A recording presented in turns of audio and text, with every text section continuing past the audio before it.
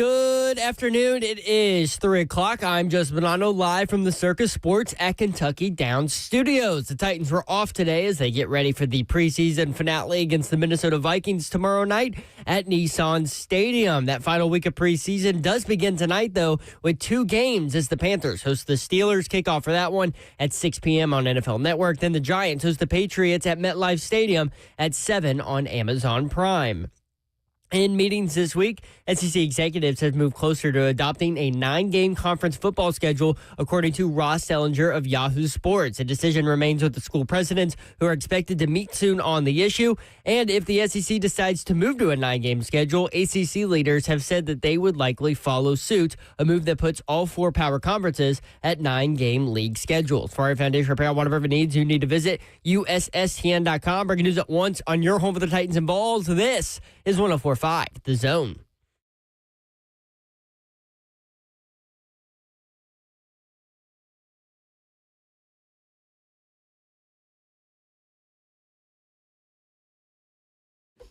HL 104.5 The Zone. Brent Doherty with you on a beautiful day in the Music City. Hope you're having a great Thursday. You can watch the show live, YouTube, Facebook Live, Twitter, and Twitch. Twitch, please. Dawn Davenport is here, y'all. Let's go. Happy Thursday, people.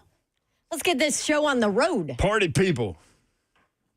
Got a lot to get to Usually today. what I like to say. We got a lot of random A things to get to today. The benchmark is at 420. That's Greg Cosell, where we will walk through Cam versus the Falcons. The completion to Io Manor. Io Manor's both of his catches and what Greg saw on film there. The incompletion to Van Jefferson. Cedric Gray all over the field. Gunnar Helm, who, by the way, was the highest graded rookie. I think that's right. PFF highest graded rookie in preseason week 2. Mullings versus Chestnut at running back. And the matchup with the Vikings. We'll go for there. By the way, the Vikings are really struggling at wide receiver right now. So I don't know what we're going to get from them. But it'll be interesting to see how Minnesota handles the preseason finale. They have things going on at wide receiver. We could see Jashawn Jones, Lucky Jackson, and Thayer Thomas start at wide receiver. That combo has no NFL receptions. I was like, yeah. So this guy here is dead. Justin Jefferson was held out yesterday as a precaution. They'll have him back for week 1. That's their only goal there. That is Don Davenport's goal with Calvin Ridley. Yeah. Rondell Moore is on IR. Jalen Naylor has a hand injury. Rookie third-round pick. Ty Felton went down yesterday, and Jordan Addison is suspended for the first 3 games. Wow. So they've got issues at wide receiver. We'll talk more about that matchup. And always curious what you are looking for. This is a beautiful time of year. Already? Or you mean like in 2 weeks it'll be a beautiful time of year? I know a lot of people are tired of the preseason and all that stuff. But here's the thing. You are. Here's the thing. Tomorrow ends the preseason. Yes. Tuesday, 1,184 people will be cut from the NFL. Aw. The Titans have roster, what do you call it? Waiver wire. There you go. Yeah. Spot number 1. Yes. So whatever 53 they come up with is... Waiver wire preference. There you go. Is going to be adjusted, let's say. So it's a fun time of year. Like, we're ending the preseason, so that's in the rear view. Then we'll start talking about the regular season. We've got college football Saturday. Yes. And then Monday, it's the real college football week 1, right? Where everybody's playing. All y'all's teams are playing. And so next week will be a fun week. And here's the other beautiful thing. Tomorrow we will be broadcasting live from Nissan Stadium. Don Davenport and I will be there. Ron Slay is on assignment. He will be back on Monday. But we'll be outside gate 3. A lot of people asking us where we were going to be broadcasting from, and we didn't know until we asked yesterday. But Paul was like, where y'all were last year, outside gate 3. Well, I didn't know if we were allowed to be there because of constructions. I don't know where gate 3 is. I don't They either. just show up. I don't know, but last year. Where were we last year? I don't even remember. Gate 3. Thanks, Dawn. Where in the stadium geographically is Gate 3? Does anyone I don't know. I thought it's right by the construction of the new stadium. Is it? Yeah. Okay. But who knows? I could be wrong. I've been wrong before once or twice. Yeah. If you, man, that's on tape early. I said once or twice. If you want in, 615-737-1045. We're going to bounce around to a lot of different things today. An emotional quarterback, Tyson Bagent for the Bears, got a contract extension yesterday. He got $10 million. Bless his sweet heart. He said, I don't even think my dad had air conditioning growing up. I mean, he got emotional. We'll play that for you in just a little bit. It's really cool. There is a birthday that would have made Slay kind of remark a little bit had he been here. That we'll tell you about in a little while. The NFL season begins 2 weeks from today. 2 weeks, y'all. Dallas at Philly. We've got the all-freshman SEC team. We've got the all-transfer portal team. We'll let you know where the SEC people are there. Like I said, a lot going on. We also have quarterback pay in college football. We don't have everybody, but Pete Nakos on 3.com does a great job, and he did some investigating and has some of these finances. You're going to be blown away by some of the numbers that some of these quarterbacks got, because they're going to, like, the amount of money that some of these guys are getting is astronomical, and you will have not heard of some of these quarterbacks. That's the other thing. Also, he didn't get every quarterback. I said that. Okay. You were processing your call. I was on the phone, so yeah. He didn't get everybody. Because I was concerned when one big name wasn't on there. And Arch I was Manning like, was not on there. I was like, that's probably not out there in his report. So. Also, we have a crazy story out of California that has nothing to do with sports that we'll hit you with. And you know how Babs has been looking for, like, civic responsibilities, but, like, she wanted to be a crossing guard, but they wouldn't let her. I mean, I reached out to him. Nobody responded back to me. She went to a Brentwood, what was it, board hearing for, I don't know, building stuff. Oh, a Brentwood Codes meeting? Yes, that. Yeah, that was my hell. You had to stay quiet on that one. But my Mr. Babs yelled at me. He was like, yo, we still haven't passed code. Shut your mouth. Shut your mouth, fool. Whatever. So we have lots to get to. Plus the Titans and the Vikings coming up tomorrow. Oh, First I found home a game new at one. Nissan Stadium. Yeah, you did, and we'll hit on it. Yeah. I think it's a great idea. I was going to bring that up at 4:45. Okay. I think it's a great I tend to be a little more structured when you're in here, and Slay's not. That's good. I need structure in my life. Listen, my life is such a Shiano show, and there's so much going on. I need structure in my life. How's everything? Thank you, Mayor. How's everything at your house? Is Hadley eating lunch now? No, not yet. Okay, good. We're working on it. Is she still lying to you about eating quesadillas instead? No, I had a conversation with her about lying and how important it is for her to tell mommy the truth. I don't think she really got it. She was just kind of like, okay, whatever. One of our mutual friends suggested that you not interrogate her client, is how she put it. Oh, I know. Without representation. She called and told baby Babs the same thing. Oh, nice. I'm like, no. Don't talk to mom without proper representation. Let me protect you. 615-737-1045. Wherever gate 3 is, that's where we're going to be. Tristan and Brentwood wants to talk about the Titans. Hey, Tristan, what's up, man? Hi, Tristan. Hey, thanks for taking my call. For my fantasy football draft, I got 3 quarterbacks, Josh Allen, Brock Purdy, and Bo Nix, and Marvin Harrison Jr., and the Ravens defense, Green Bay Packers defense, 2 kickers. Okay. And my Whole Foods team member said, "Oh, your team sucks." I don't know. Hey, Tristan, based on what you've just given us, I was like, is he drafting against himself? Like Ravens D, all 3, like that's a good group. That's a good quarterback room for fantasy football. Marvin Harrison Jr., I like it. My tight end, Sam Porto from Detroit Lions, and Mason Taylor, New York Jets. Love that. I don't think, and Nick Westbrook-Akine still. You had to bring him back up. Well, I mean, he should at least give you, some reps. And Who's your running back? Chubby from Carolina Panthers. Yes, I don't know how to pronounce his name. Chuba. Chuba. okay. Chuba. One of those. Yes, Robertson from the Washington Redskins, which we love, and he might get traded, but yeah. Other running as he's back is playing. Cam Scatterbo, New York Giants. Oh, okay. Yeah, he's coming back from injury, but they said he's looking good. Well, there you go. And, Well, good luck to you. By the way, we are doing a live show at Kings Bowl next Glad you brought that Wednesday. Yes, where they're basically saying, "Hey, you want to do your fantasy football draft? Come on over out to Kings, hang out with us, do your draft, and."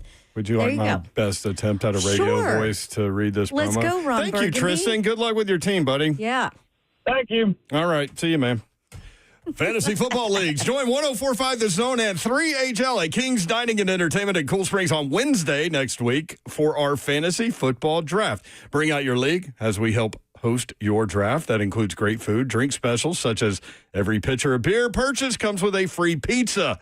Plus, we will have tons of giveaways and prizes for each league that participates. For more information, visit 1045thezone.com/events. I'm staying after the show to help y'all with this, but Nice. if you're getting your draft together, do it live next Wednesday at Kings Bowl. Go ahead and plan on that. 615-737-1045. I think Bobby in Nashville knows where Gate 3 is. Bobby, what's up? What's up? Gate 3 is on the corner of Woodland and First Avenue, right by the construction, section 100 of the stadium. Okay, that helps me none. Is that over by Juvie? Yeah. Okay, now I know. Thank you, brother. I'm glad that the Juvie can help you out there. I Okay, mean- we were not there last year. You don't think so? I don't know. Heck, I can't even remember last I week. will trust Paul over me or you to know. Yeah, me too. I just remember last year it was very hot Also, outside. well, yeah, dude. What time of year is it? It's August. That's all I Although- remember about it. I will say this. What is the temperature right now in downtown Nashville? Awesome. It is 85 degrees today. I think it's supposed to be pretty similar tomorrow. Here's the difference. The wind is out of the northwest. And so when the wind blows, that breeze feels pretty good. We could be okay tomorrow, I like it. especially if you're sitting in the Titans radio suite. Oh, trust me, I've already been scouring. Well, yeah, that too. I've already I've been. only sat there one time in my entire career here. Are you watching there? Yeah, Oh, okay. yeah. Wait, where are you watching from? I missed Titans it. radio Titans suite. Radio Suite. Hey, I'll be there. No, you'll be in No, the I'll booth. be in the booth. Oh, you're but in I'll the be up there. booth. Booth suite. The Two booth different is things. nowhere near the suite. I Not even on the same Zeph level. doesn't know. no. I'll be in the booth. Yeah, you have fun. I keep scouring the weather for my week one of Yeah. college football. Can you announce that yet? I don't know, but I think we can. I mean, what's the big Where are secret? we? What are people It's going to not do? my with- game that anybody cares about. Well, it's it's the not big even that. people's. But what are people going to do with this information? Nothing. Nobody cares.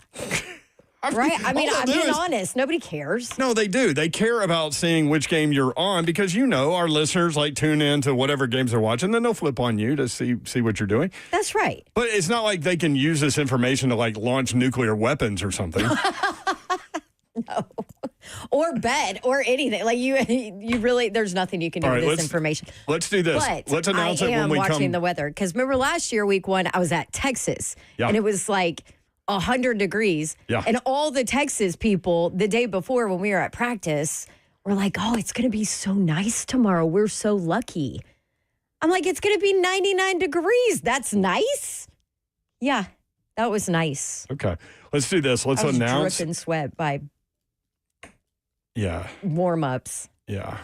I almost said you're kind of a sweater, but then I chose Yeah, not that to. sounds weird. It did sound weird, and then I ended up saying it anyway. I don't know. Well, that's how you roll, man. Yeah, that is how I roll.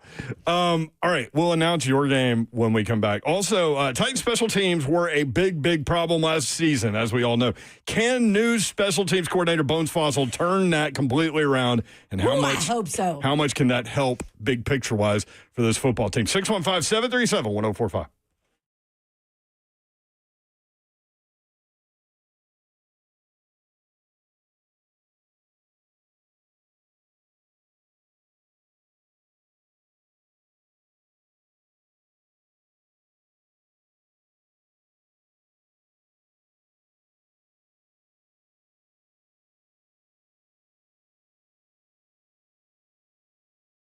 Remember, you can always watch the show live, YouTube, Facebook Live, Twitter, and Twitch.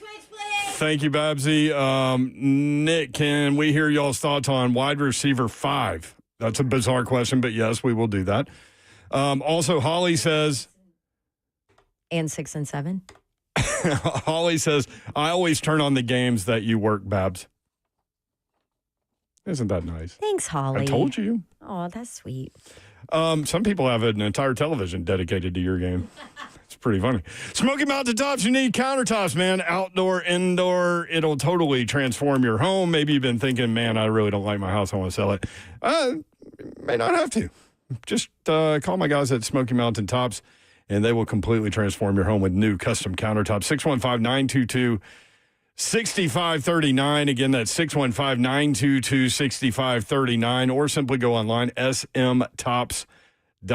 Mike McGrady and his crew ready to help you out. Maybe you're thinking about upgrading your kitchen or bath. Trust the experts at Smoky Mountain Tops, Tennessee's leader in premium stone services.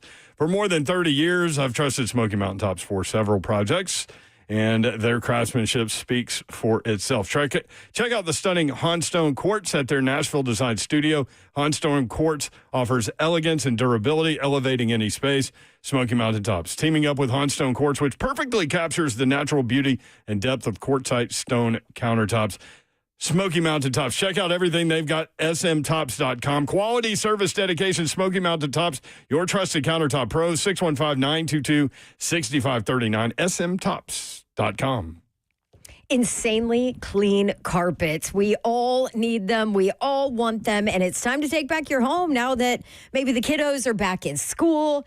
Maybe, it's not as hot out. Maybe your dogs have just gotten a bath, and it's time to clean your carpets and get your upholstery restored to look like new. Zero Res is who you need to call. So I want to talk to you about the Zero Res difference. And I feel like I can because I've used them a bunch of times and I'm about to use them again next week if all goes well. But the science behind Zero Res ZR Water's cleaning agents, much healthier than using soaps and detergents. That's because the water technology cleans and sanitizes your surface without the use of harsh chemicals or detergents. Your carpet stays cleaner longer. No soap, no residue equals soft, fluffy carpets. And the surface is dry twice as fast, too. So pure safety for your family, for your pets, for everybody. Want to tell you about the August promotion for Zero Res. 3 rooms of carpet cleaned for $109. That's it. 20% off cleaning area rugs, upholstery, air ducts, and more. Restrictions may apply. Give them a call, 615-535-9376. You can book online easy too, ZeroResNashville.com. How's it spelled? Zero Res. The same backwards or forwards. It's the right way to clean. And don't forget to ask about air duct cleaning.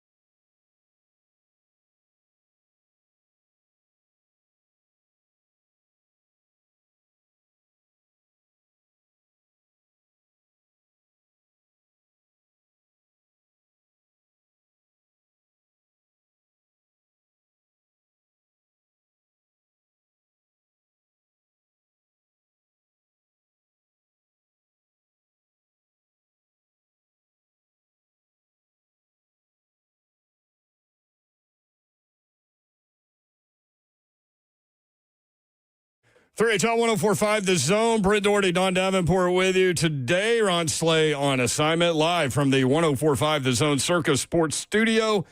Kentucky's largest sportsbook can now be found at Circus Sports at Kentucky Downs. I want to get up there. They have live horse racing up there, too. You just have to kind of check the website and stuff. That would be fun. That would be fun. Have you ever been to a horse race? Well, I've been to the Kentucky Derby. Oh, that's right. And you I've sat been on to the- Millionaire's Row. One of the biggest ever. That's right. Yeah. You bought a $1,000 hat for that. I did, yes. Hey, I think I've gotten my use out of it, though. I've worn it a couple times. You wore it at Steeplechase, so that's $500 per. I wore it at J Mart's wedding. You did? Yep. Okay. All right. Yep. Down to $333. That's right. And then I wore it for a derby party in the neighborhood. Down to $250. Boom. Oh, I remember that derby party. I wasn't Bargain. there. I just remember your stories from the derby party. That's my crazy, my obnoxious Georgia fan friend. I didn't know Casey at that time, but Yeah. she's a hoot. They throw a good hoot, party. I tell you. They throw a good party. Speaking of parties, 1045 The Zone's college football kickoff is Friday, August 29th. That's next Friday at Yazoo Brewing Company in Madison, thanks to Porch Factory. Join us as we celebrate the start of the college football season from 10 a.m. until 6 p.m. with the Buck Rising Show covered 2 and 3HL. Broadcasting live. And while you were there, you could sign up for your chance to win Tennessee football season tickets and prize giveaways each hour. Plus, try the pregame Pilsner and enjoy free kickoff T-shirts and glasses while supplies last. To learn more, visit 1045thezone.com/events. Can watch the show live, YouTube, Facebook Live, Twitter, and Twitch. Twitch, please. There is a message board there. It's called the F&M Bank Chat, and it is open and ready for you to communicate with members of the 3HL crew. Don't forget to hit the like button, which I'm doing right now. I always have to have Slay remind me, even though I'm sitting here and I'm on the show. I mean, you would think I would remember to do that. 615-737-1045. I went to Keeneland one time. Yeah, Keeneland used to be a really fun trip. Yes, and I worked for our radio group in Knoxville at that point, and they did this every year back then. They chartered a bus and took all of us up to Keeneland. And I'd never been to a horse race on any level. Well, I'd been to Celebration in Shelbyville, but not a horse race like that. So I get there, and the first race, I'm like, let's go bet on the race. And so me and some guys go bet on it. I'm like looking at the little card, and I'm like, oh, Pat Day. He's a jockey. I know him. I've heard of him. Okay. So I'll bet on him. And I've told this story before, but it's been a while. So I'm all in. I'm like, okay, I got Pat Day. I got the guy. Like, there's nobody that can beat this guy, right? He's the only guy I've heard of. Like, let's go. So he takes off. They go around the first turn. He falls off the horse. Pat Day falls off the horse. Oh, boy. The horse keeps going. I was very proud of my horse here. He kept going. I'm like, way to go, dude. The race isn't over just because the pilot left the cockpit. You know what I mean? Yeah. Plane's still flying. But So he goes around. He starts to take the lead. I'm going crazy. This horse with no jockey leads, comes around the final turn. Like he's pulling away from everybody. He wins. I'm like, yes. I go to the ticket window. They're like, dude, the jockey has to finish on the horse. So here was my argument, Babs. I didn't just take that, right? My argument of was course not. it was actually more difficult for the horse to win the race without a jockey. That made it even more impressive, and I should win more money. They were like, no, go sit down. also, he's lighter without the jockey. But, I mean, he knew where to go. I mean, it's not like he just stopped or, went back to his crib. He was just leading the crowd. Do you remember who won the Kentucky Derby when you went? I don't. Did you have a mint julep? I did. And they're gross. That's what I've heard about I don't them. even like that. That's what I've heard. It's like Skyline Chili at Cincinnati and mint juleps at the Kentucky Derby. I've heard Have to very have 'em. bad things, but you have to have them. I don't like either one of those things. It's like y'all made me eat shrimp and grits when we went to New Orleans. I'd I never know, had but that shrimp was and grits good, before. wasn't it? was good. I ate Thank yours, you. actually. I didn't order it myself. Yep. But they were good. 615-737-1045. Dustin says RIP Cracker Barrel. Have you seen the stock price today? It was down 13% when I saw it at like noon. I have no idea what it ended up at. Oh, gosh. In one day, it went down 13%. I mean, take Uncle Herschel off the logo. Piss people off. You took all personality out of the logo and the stores. Have y'all seen what the inside of the stores look like? I have not been there in a minute. Well, I don't know if they've changed all of them, but there was one that was going around social media, and they've put like booths in there. They've taken all the stuff off the walls, so there's nothing on the walls, which is what Cracker Barrel as. It's just like very sterile. They took all the stuff off the wall? Yeah. It used to look like somebody's garage in there or workshop or something. Yeah, now it does look really stupid. Or a flea market. Like the booths look You've been in there? weird. Oh, I've seen the On pictures social of it. media. Hey, listen, they sure as heck better keep the little golf tee triangle game. They've changed it. So, What? So the little joke at the bottom of it, right? Yeah. The extronomus. Yeah. Yeah, that's not there anymore. Oh, why? Did that piss somebody off? Offend somebody? And Yes. anti-egg people? Yeah, the peg game is now changed. Wow. Cracker Barrel, come people- on. Listen, you start messing with your fried okra and I will boycott you. You better still fry that stuff up. Dustin said, Cracker Barrel looks like a California home. Turned DHB, from a redneck barn to an IKEA. Vandy Man AD2, dang, Zeph leaves and the place goes downhill. I know, right? DHB says, this is your fault, Zeph. You walked off the job. It's all your fault, I didn't Zeph. expect them to like fall apart that quickly. Okay, so I'm looking at the peg game. So this is what it used to read as.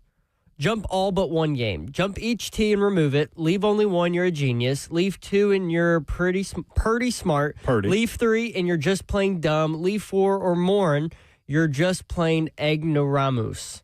Cracker Barrel Old Country Store. That now, is not how you pronounce that. Ignoramus? Ignoramus. ignoramus. That's how they have it like Right. written out like that. Oh, like a moose? Yeah, like MOOS. Okay. MOOSE. Okay, what is it My now? bad. Now it says, leave only one, you're a genius. Leave two, rocking the chair, but not the game. Leave three or more, no reason to be embarrassed. Try again. That's it? Boo! You just booed? That's awful. No Who personality. boos anymore? I boo on every text, half the text y'all send me. Boy, Zeph sent one. And it was like 5:30 in the morning. It was the first thing I saw when I woke up. I'm not going to lie. I'm like, listen, I have now allowed you guys to text early in the morning because now my life is different and I get up When it early was in the me, you, morning. and Mickey, you had a no text before 9 a.m. policy. 9 a.m. I was like, if you text before 9 a.m., I will rip your head off.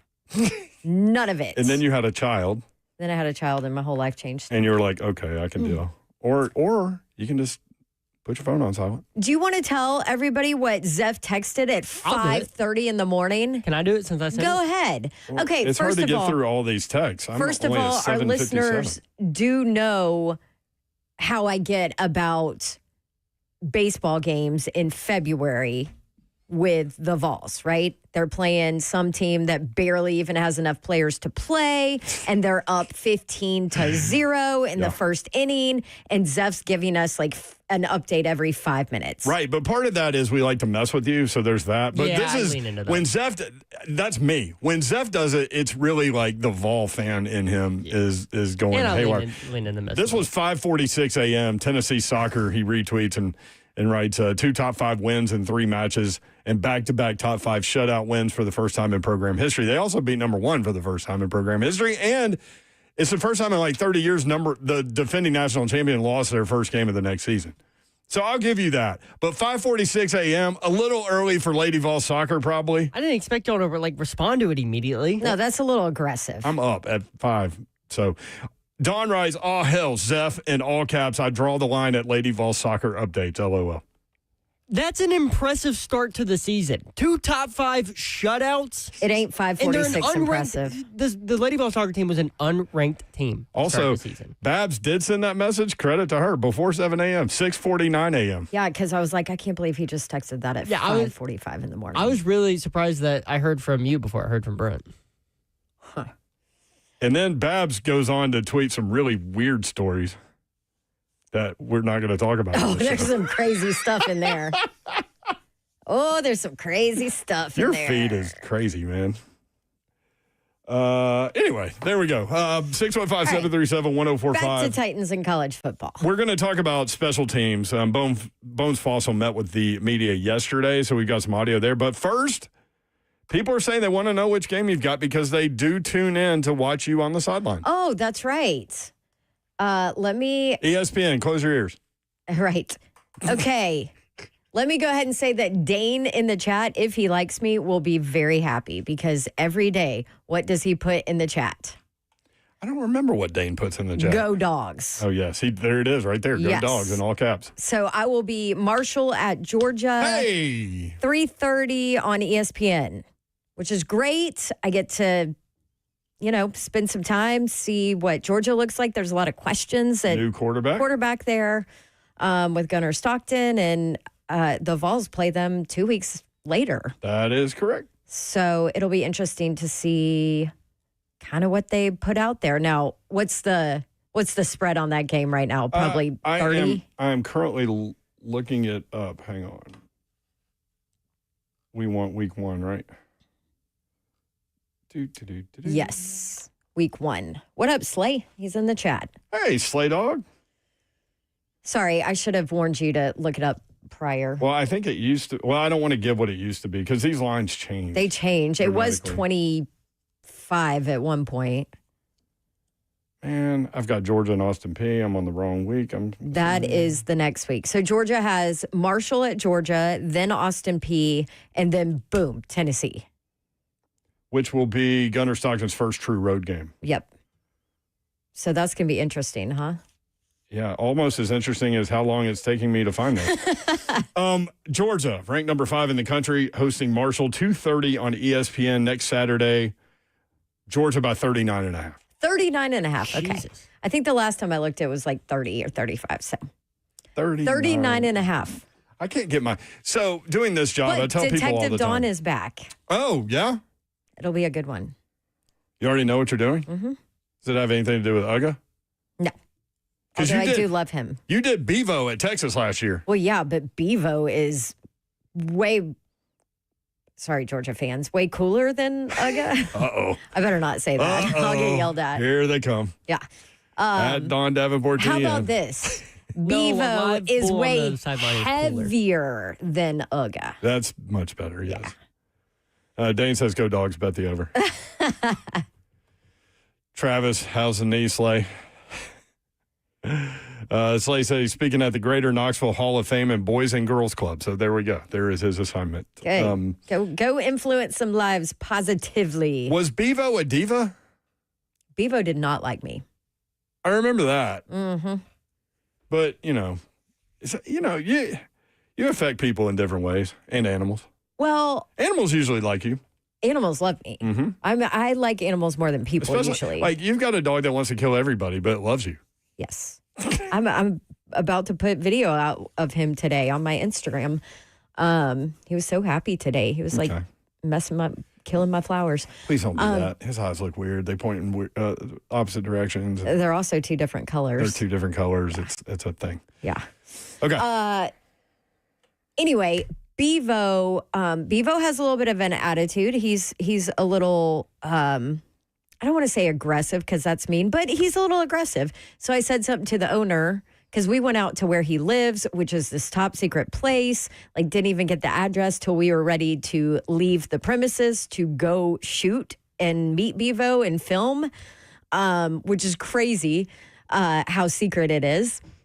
So when I was talking to the owner, I said, well, he doesn't like me and he's a little aggressive. He's like, I know, come on over here. I'm like, okay, no, maybe I shouldn't get that close to him. But we talked and we were fine. But anyway, he was like, well, I mean, it's Bevo. You don't want like a docile, nice That's right. Bevo. He's Yeah. like, we're okay with him being a little aggressive. No, you want him I'm like, raging. okay, Like that's Ralphie. true. Ralphie the Buffalo. You want him to rage. Like, you want him a little aggressive. It's a mascot. It's and toss his little handlers every Rattle once in a cry, while yeah. just to let you know anything's possible. Yeah. What's the mascot, like the live mascot that you've met that loved you the most, do you think? Smokey, right? No, Smokey wanted nothing to do with me either. But in Smokey's defense, it was at that Kentucky game, and it was so cold. So Smokey was wrapped in his blanket. Yeah. Way to No. go, Smokey. He was in survival mode. Yep. The Mississippi State Bulldog, Oh, Bully? Jack. Yeah. Well, sorry, Bully, yes, but his real name was Jack. Oh, the Bulldog's name right. is Jack. Yes. Okay. And he's not necessarily the friendliest either, but he was to me. And then Arkansas's hog. I met the baby hog, What is it? the Ibis? newest. No, Ibis is Miami. What is the I forget Arkansas the hog? name, but super sweet. But really, all that hog wanted to do was eat, and I was feeding him, so he was very happy. The live mascot for the University of Arkansas is named Tusk. Well, that makes sense. Well, this was Baby Tusk. Yeah, this this was is- the newest. It was his first game. Oh, this is interesting. They are currently on tusk number 6. You know what tusk number 6 is? A Russian boar. Oh, that's what Traylon Burks used to hunt, Yeah, but he's Russian. right? What is Arkansas doing with a Russian pig on the sideline? I don't know. They're getting political over there. 615-737-1045. All right, enough. Colin, can we get some games? We're talking about mascots now. Talk about mascots. I think it's interesting, though. Oh, I somebody always said, love your perspective on stuff like that. just think Bevo will be eaten someday. Trust me, that Bevo ain't never getting eaten. Man, how many meals would that be? I wrote it down. I think he was, You wrote it down like you did research on this? oh, no, not how many meals he would be. I'm Wow, talking about Detective Dawn went pounds. deep. And, yeah. No, I wonder how many pounds he weighs. I have it in my phone. I'll find it. I really didn't anticipate finding out that Arkansas was using a Russian pig on the sideline. I didn't realize that. I just knew it was baby Tusk. Huh. Let me look up Bevo real quick. They also have other pig-related mascots for the University of Arkansas, including Big Red, Sue E, and Pork Chop. Really? It's a terrible name for a Oh. pig. Okay, do you want your Bevo facts real quick, and then we'll jump into substance? Yeah. Lives on 300 acres. Game days for him, 13 or 14-hour days because they have to get everything ready. He loves his walks. They have to walk him several times in the morning before he gets game ready, starting at 6 a.m. Because if they don't, that's when he starts moving a lot and he gets antsy and he gets pissy, right? He's got his own little misting system during game day, though, so he's okay. Oh, that's nice. Yeah. Let's see. So you can tell his.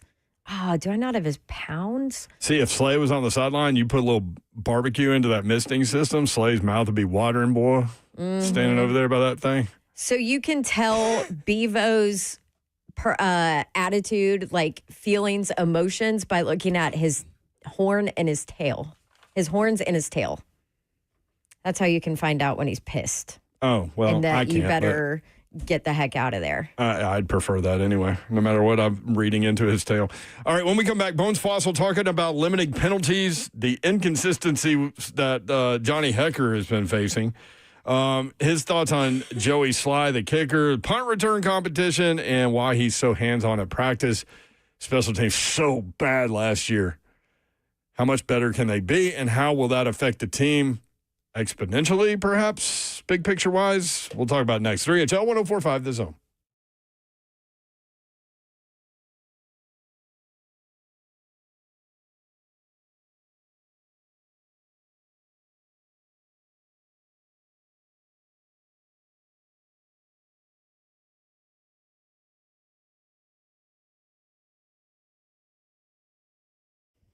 Important announcement and message for you from our good friends at Bart Durham Injury Law. Lawyers out there, some of them will chase ambulances, which, if you didn't know, is against the law. If somebody calls you after a car accident, after a wreck, doing anything to get your attention, then that is against the law. And that's not what Bart Durham and Blair Durham and Bart Durham Injury Law do. They don't do that. They don't play those games.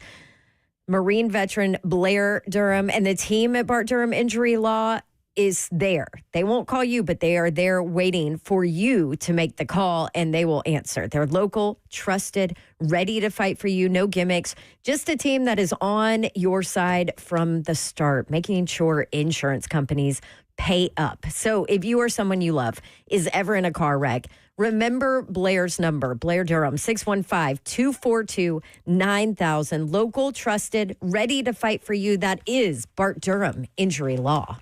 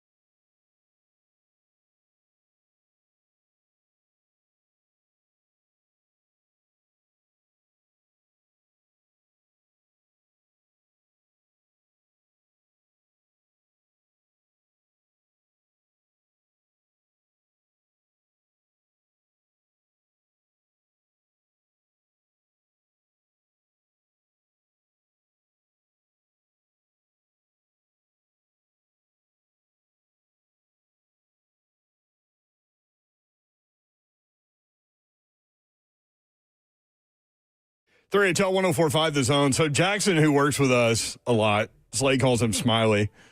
He has landed a more regular, consistent role on WTN 99.7. He's over there with Murph. So after the show yesterday, I'm like, I go in there to tell Zeph good job or whatever, as I tend to do. And Zeph wasn't in the studio. He was over at WTN. I'm like, oh, okay, whatever. So I go in there, and he and Jackson are like, I mean, best friends. They're like tied at the hip. Like you would lay down in front of a UPS truck for Jackson, wouldn't you? I mean, yeah, we went to. I've known him since my freshman year of college, so in a while. That doesn't explain how tight y'all are. Y'all are tight. I mean, tight. We've tight, worked. Tight. This is now our third job we've worked together. Oh, wow. Did he work at Cracker Barrel? No. And Okay. we worked we had an internship together in Knoxville, and then we worked at the college radio station in Knoxville, and we also had classes together at UT in Knoxville. Is the college station still 90.3? Yes. The Yeah, Rock. so when I was there, it was New Rock 90. Yes, they changed that. Yeah. It was fun, though. I played a bunch of bands I'd never heard of. And then I found some music that I really liked that I wouldn't have listened to otherwise. Anyway, I love all kinds of music. Anyway, so they're in there, and I'm like, what are y'all doing? And they're like, Jackson goes, one of the WTN listeners brought me like one of those big packs of airplane bottles of Fireball. I was like, oh, where is it? And he goes, it's in the Zone studio. And I'm like, okay. And he goes, he also brought, what did he bring? Funnel cake. A funnel cake. And he goes, that's gone. Jackson said. So Jackson left the Fireball for everybody, ate the funnel cake. This was from it was from a couple days ago because he also brought Murphy a fried cheeseburger. Fried cheeseburger. Yeah, Murphy put out a picture on social media. Is this from the fair? Yes, from the Wilson County Fair. Do they still do like fried Oreos and stuff? Oh, yeah. They fry everything. Fried Bevo. It's great. Man, funnel cake. So I fought the urge, and I didn't get a funnel cake at the Williamson County Fair this year, and now I'm mad at myself. Have you looked up how many fat grams and calories are in a funnel cake? Yes. Why do you think I didn't get it? I'm trying to get back in shape. But you're here. mad about it. I am mad. I should have just, you know what? Life's too short. Eat the dang funnel cake. Meh. All right. Anyway. Do you want to talk about Bones. special teams? Yeah, let's talk Bones. Because we didn't get, I texted you because I was like, we did not play any of Bones from his press conference yesterday. We didn't because Zeph's list of audio was so long that it went onto the back of the page and I didn't turn it over. And I thought he said some interesting things. So, And that's going to be a huge deal for this team. man, they put their defense in so many bad positions last year because of how bad special teams were. I mean, penalties, allowing returns, not being able to return it, turning it over. I mean, any and everything. It was just bad, bad, bad. So Bones Fossil comes over. He's supposed to be the best special teams guy in the league. You know, like offensive line Jesus, right? Special teams Jesus. You know, we're accumulating deities. I don't know if we should use that one for him just yet. We'll see. Bones Fossil talked about limiting penalties on special teams. We had a barrage of them in the past game. It's like, come on, refs, let us play, man. No, but we had a couple of egregious ones, and that's something we're always working on. That's really something all we've worked on so far is just the technical part of it, the fundamental part of it, and we lost our way a little bit with some guys not game planning and not matching up. So there's no excuses, but really what it did is it gave me a good opportunity to be like, come on, man, like. We're holding on punt return line of scrimmage. The play is already killed and it hadn't even started yet. So it was good for us to just look at some of the tape on how we can clean our technique up. So it's a good time for it. Hate to say it on special teams, but there's through the course of the season, there's going to be a couple of them for everybody. You just don't want them at the wrong time, But there's going to be an element of aggressiveness we're going to play with, and I think that's kind of part of the game. Stay away from the pre-snap penalties. Stay away from the after the play's dead penalties. But there's some combative penalties that you're just like, okay, we just got to tighten that up. But a little bit part of the game. I think Titans fans would be just fine with a penalty or two here and there after what a debacle it was last season. Be aggressive, but take care of the football. Right. And none of the dumb penalties. And please quit allowing former Titan receivers to run the ball back for 80 yards of punt return. I'm okay if they Or kick collect a return. couple penalties if they stop the big returns. I'll trade a 10-yard penalty here and there for no big returns. What was the Detroit game? It was 5 drives started inside the 30-yard line. They scored 5 touchdowns. Ridiculous. I mean, you got no chance, man. Like, there's a reason the defense had the fewest number of yards allowed for majority of last season. It's because they didn't have to defend that much of the field because they're always backed up. One of my favorite things in these first 2 preseason games, and also at practice, is watching Bones Fossil. Like, the energy coming out of that dude, he's got a smile on his face. He's jumping around. It's so cool. Like, you want to do well for the guy. Well, and here's the other thing. I think from what I've heard, players want to be in that room. They want to be a part of special teams. They want to sit in on Bones discussions, you know? That's a big thing. Why is he so hands-on in practice? Yeah, I like to play too. I'm 51, but I want to still play football. But I think I have an idea of what a ball looks like, whether it's bouncing on the ground or coming in on a punt or coming in hot on a kickoff. I like to be part of the action. I like to give them as close to reality as far as what they might see. But a big part of it is I want to play too. You know, I want to get out there and throw it around. And pregame warm-ups, we go through a routine where I kind of punch at the football. And so it's all about the ball, as Coach Callie says. And I try to subscribe to that and get these guys, you know, fielding or catching what might be really coming at them. And I think I can kind of, you know, give it to them what it's going to be, whether it's off my foot or off my hand. I love this guy. More from Bones Fossil when we come back, and we'll talk Titans and Vikings again coming up. Punt returner. Yes. Coming up tomorrow at 7, we will be broadcasting live outside Gate 3. Come by and see us if you're going to the game. 615-737-1045.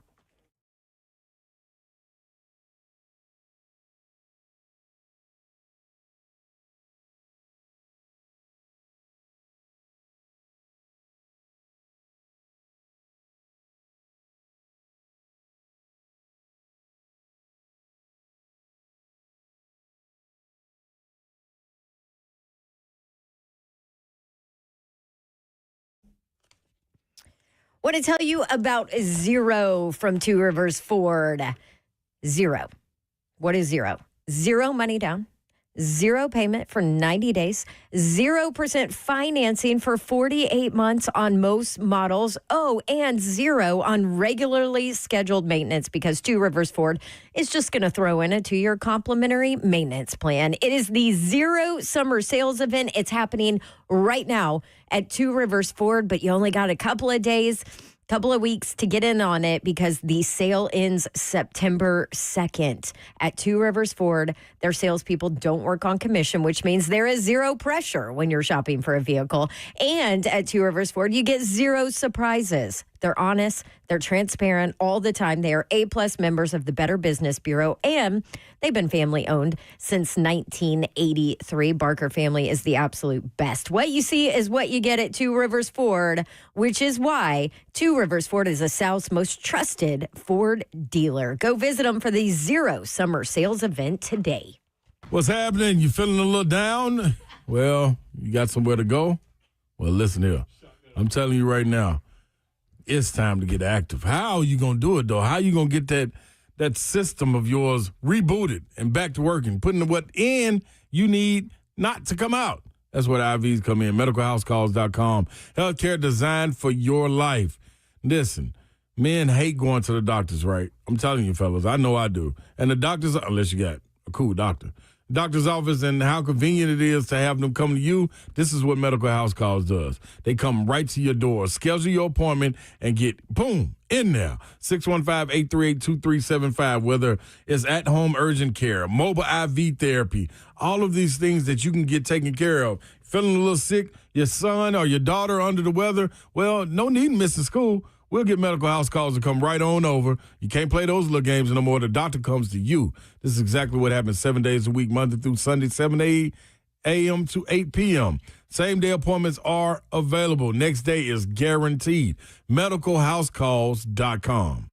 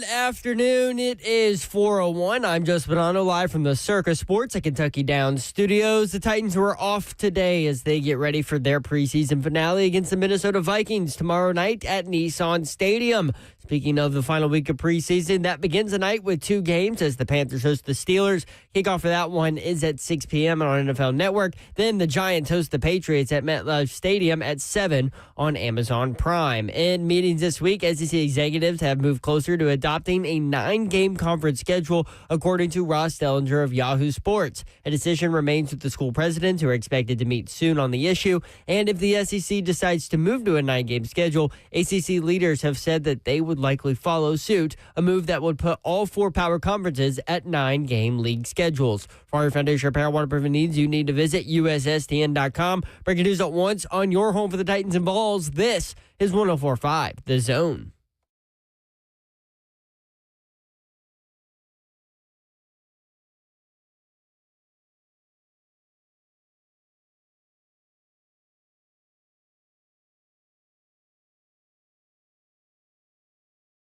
HL 104.5 The Zone. Brent Doherty with you on a beautiful day in the Music City. So glad that you have chosen to be with us. We love that, and we're going to have some fun. Don Davenport is here, y'all. Hey, happy Thursday. Let's do this. Can watch the show live, YouTube, Facebook Live, Twitter, and Twitch. Twitch, please. The F&M Bake Chat is open. Some breakfast suggestions in there, as we were discussing Cracker Barrel. Another Broken Egg Cafe, somebody says is great, which it is. Ruby Sunshine, Sue Ann says, in Franklin. Killer Bloody Marys. Their cat head biscuits are yum. We were talking about Bones Fossil. By the way, Slay is in Knoxville today. He will be back on Monday. We will be broadcasting live at outside Nissan Stadium tomorrow, outside Gate 3. If you're going to the game, come by and see us. Titans and Vikings tomorrow at 7. Titans radio coverage begins at 6. We'll walk you up to the game. And we would love for you to walk up to us if you're going to be there. Vandyman AD2 talking about Bones Fossil, the new special teams coach. At training camp, he was running up and down the field with the players. It was great. Sue Ann says, I love watching Bones count the players on the field with his hand. It's adorable. He's a high-energy guy, man. Really likable, just kind of guy you want to be around. And they need to be a unit you want to be a part of. Man, they need to be better. Woo. What's going on with Johnny Hekker? Like, he's put some punts like right on the sideline where the returner runs out of bounds. You know, I love those. Brett Kern used to do that all the time. Can Brett still kick? Just in case. Probably. Can BK still boot? I'm sure. I tried to catch punts from him one time. Keyword try. It's fine. Like you said, he didn't give me the knuckleball or anything weird, but he just punted like regular balls. But they go up in the air, and you think you've got it, but when it turns over, it accelerates and pushes out. So you think you have it, but when it turns over, it kind of like rolling down a hill, sort of. Can you describe that for those listening on the radio, Mayor? Yeah, when it turns over, it accelerates and then pushes out. He just did that. I know, but it didn't really go with the hand motion he did. It glides. Hand motion me. It glides further back. Yeah, so let's say you think you've got it at the 30, right? Right. And so when it turns over, number one, it accelerates, so you better get ready. But number two, it pushes you back farther, like to the 22 or something. You think you have it, and then you don't. Wah, wah, wah. And I never did. Never had it. Not once. Remember Bruce Matthews? Blaine tells the story. Bruce Matthews, Blaine thinks is like the greatest athlete he's ever seen. Bruce would go down there and catch punts, and he wouldn't toss the ball down. So he would catch one and hold it. He would catch the second one and hold that. He would catch the third and hold that. So now he's catching. He's holding 3 footballs, catching a fourth, and he would get up to like 8. And he was an offensive lineman, for those that don't know. Hall of Famer. Bones Fossil on the inconsistencies with punter Johnny Hekker. Great observation. I think in the practice against Atlanta you might be referring to, we were a little bit off with the snap and a little bit off with the punt. And I think that's part of the operation practice when you're getting kind of live reps against an opponent. We could do it out here against ourselves, and there's nothing that you can simulate necessarily in practice like you might get in the game. So it's kind of just, it's been since last December, January for our specialists getting like live work. And I think he got better in the game than he was in practice. And I have no concerns at all about Johnny being ready, in 2.5 weeks. This is just part of the training camp process of getting the operation tight, getting the timing of it, game ready, and then obviously getting consistent with the punch. But I feel like, in my opinion, he's where he needs to be right now, and he'll get to where he needs to be for the game time in a couple weeks. Yeah. I don't know about you, but Johnny's done it well for a while. Yeah, he has. I mean, he was handpicked by Bones. Not worried. Yeah. At all. 615-737-1045. What about Joey Sly, field goal kicker? What is he like, 51 and 55 now? Something like that? In the preseason? Something like that. Anyway, Bones Fossil talks about him. No, I think Joey's been great. He missed the PAT, but you look at all the practice and all the scrimmages, he's probably been our most consistent specialist. So, I mean, he's hit probably a little over 50 balls that have kind of counted, and I think he's missed a couple of them. The one in the game was the sudden change PAT, and that was great practice for us. I hate to say it. 2 years ago, we had a real good kicker in Dallas named Brandon Aubrey, and his very first attempt, we blocked a field goal, ran it back for a touchdown in game 1. So his very first NFL attempt was a PAT, and he shanked that thing left. Then he made like 40 in a row after that or something like that. But that doesn't matter. The point is getting sudden change practice as a kicker is crucial. And a lot of times you don't get it in the preseason. We got it in the preseason, and we're grateful for it. And we got that one out of the bag, and we kind of practiced the timing of it because we actually felt rushed as an operation when we didn't need to. And the penalty is great learning for us in the preseason. The sudden change, great learning for us. We've gotten a lot of good work. I'm always worried about the kicker for the Titans. Yeah, 41 of 46 in Nashville during training camp practices, according to Jim Wyatt. Yeah. We'll see. What about the punt return competition? This is what I want to talk about. Jackson, DK, and Prochet, who's been really good, especially catching the football, which helps his cause. Bones Fossil talking about those guys. Yeah, no, it's a good question. I think I've been really intentional about providing every player an opportunity. And for right now, I feel like a little bit of seniority trumps, anything that a rookie should be placed at. I just feel like, and Prochet too, he's kind of the old man of the group. And so he's been in there with Quan as far as kind of leading the charge with the first reps. And I feel like the rookies need to be behind those guys at all positions and earn a role that maybe overtakes at any spot potentially. So that's something that I'm mindful of for sure. But I don't want to just put a rookie in there and say, hey, you're running the ones and you really haven't done anything in professional football yet. So we'll kind of see how it all shakes out at all spots. That's kind of how it's been with our special teams right now, is just a little bit of seniority experience. You get the first crack at it, and the new guys or young guys, you got to fight your way in front of the older guys. Obviously, you're comfortable with Prochet if he's on the roster to return punts for you, but if the numbers work out to where he can't be that seventh receiver and Jaquan's not on the roster either, do you feel like you've seen enough from Chim to week 1 rely on him to do that job? Probably not yet. We've gotten a lot of work in practice, but pretty limited reps in the game. And I think our returner competition has been great. There's been, for sure, Chim. I was looking forward to Tajay getting some work. Unfortunately, the injury kind of kicked him out for the time being on kick return. Prochet and Quan, even some young guys. We talked about Restrepo. So I'm trying to get everybody opportunities and touches. And there's not a lot of them in the game, so it's kind of like I get one shot. I was like, Coach, man, I got to fair catch it. So I'm trying to balance opportunities for sure. I don't want to go into who I think is going to be the guy because I don't think we're there yet. And that's not my job necessarily right now to project that. But I'm excited to see where it goes. What was your take from that? Prochet's got a shot. Prochet's the guy. Jackson's gone. Yeah.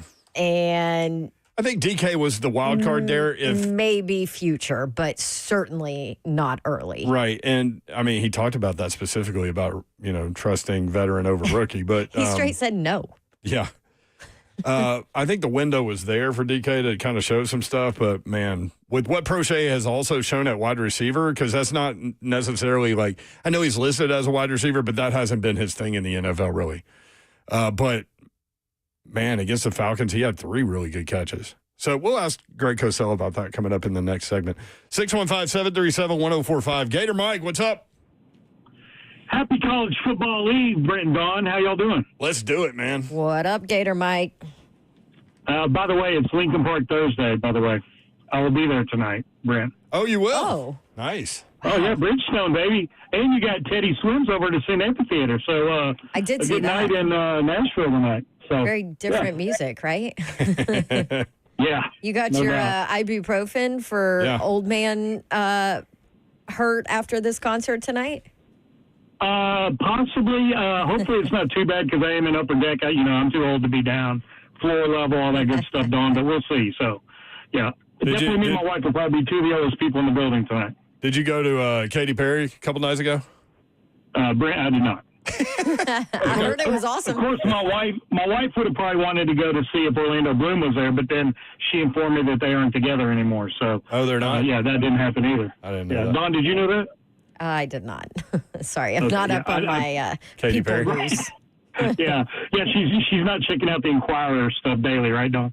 Yeah, exactly. Hey, Brent, did you see the announcement in Dawn that Urban Meyer is going to get his NFF Hall of Fame induction for the Tennessee-Florida game in Gainesville? Didn't see it. Don't care. How about that? Wow. But what I was going He's a to say, jerk. Brent, so I've got the highlight for the parlay. You got to take Florida in the points win. I mean, he brought us 2 national championships, a Heisman Trophy winner. They're going to play well for that game. So go ahead, bet the book, bet the mortgage, Florida in the points for Tennessee game. I'm calling it right now, Brent. Ooh, okay. We'll write that down. I don't know. I don't know what I think about that game. I would lean Florida right now for sure, but there's a lot to be. I got to figure out what's going on with DJ Lagway. Right, and that's the thing, too. It's like any of these games that are so later in the year, like you said, how injuries are come that game. So, Yep. But early on, I will take Florida in the points, but we'll see. But I'm just so glad college football's here. Another season. Can't wait. And then also good for Pat Fitzgerald getting his name cleared and all that good thing for the yeah. Northwestern thing, in case you didn't touch on that in the update. Yeah, that's ridiculous. I mean, the guy got fired, and then in their lawsuit or whatever, they acknowledged that no player ever went to Pat Fitzgerald with hazing issues, and so the guy gets Correct. fired. Yep. So Nothing. Yeah. that's crazy. If y'all haven't seen that story, thank you, Gator Mike. Good stuff, man. All right, I'll call y'all with the follow-up review of the show tomorrow. Yes. Sounds good. Let Thank us you. know. Lincoln Park over at Bridgestone Arena.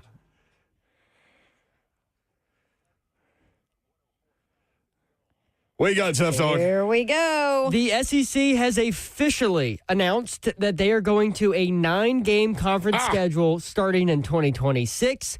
They will continue with single standings, non-divisional structure. Each school will play 3 annual opponents focused on maintaining many traditional rivalries. Each team's remaining 6 games will rotate among the remaining conference schools, and each team will face every other SEC program at least once every 2 years, and every opponent home and away in 4 years. It's funny. We've talked about this happening for a long time, right? And that the commissioner wanted to get it done, but he wanted it to be on his terms. He didn't want to be pressured by other conferences. Big 10 and Big 12 saying, well, the SEC plays 8 conference games and we play 9, blah, blah, blah, all that stuff. He didn't want to be pushed by that. But what's weird about the whole story is a couple weeks ago, Kentucky signs a 4th non-conference game for 2026. Right. Remember that? So did they not know it was coming? Because they're going to have to buy out of the game. Or one of I'd the 4. be pissed if One I of the was 4. Kentucky. Yeah. That's Do funny. you have who the 4 are? For Kentucky, Yeah. it was Kent State was the one, right? Was the they one The one just they added. added, yeah.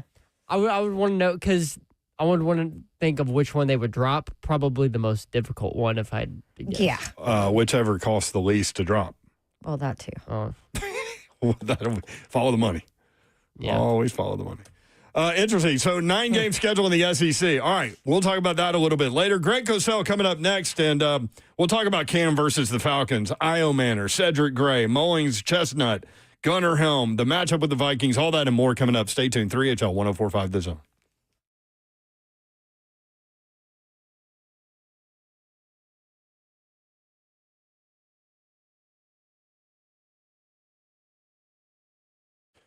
I want to tell you about USSTN.com. USSTN.com, United Structural Systems, a foundation repair and waterproofing company that has served the Middle Tennessee area since 1994. If you have waterproofing issues, USSTN.com. If you have foundation repair issues, USSTN.com. When USS comes out to your house, you're getting problem solvers who provide peace of mind to their customers, the homeowner. You're not getting someone who is worried about meeting a sales quota or upselling the next big thing, but someone there to educate you and help you understand what's happening with your home. At USS, their only measure of success is how satisfied the homeowner is, not a closing ratio. This attitude and culture is the reason that they keep employees year after year, from project managers to customer service to production. Some have even been at USS more than 25 years. More than 30,000 satisfied, 100% satisfied residential customers at USS. Homeowners trust USS. Keeping homes dry and stable. We guarantee our best. Call USS 615-488-7855. USSTN.com. All right, maybe you are like me, and now that the kids have started school, you've got some germs around. Maybe some of the kids are tired and starting to get sick. And the last thing that you want to do if you are working parents is try and figure out how you can juggle sickness, missing work, squeeze in an appointment at the pediatrician. Well, guess what? Medical House Calls is here for you and here to help you. It's healthcare designed for your life. So the process is super simple.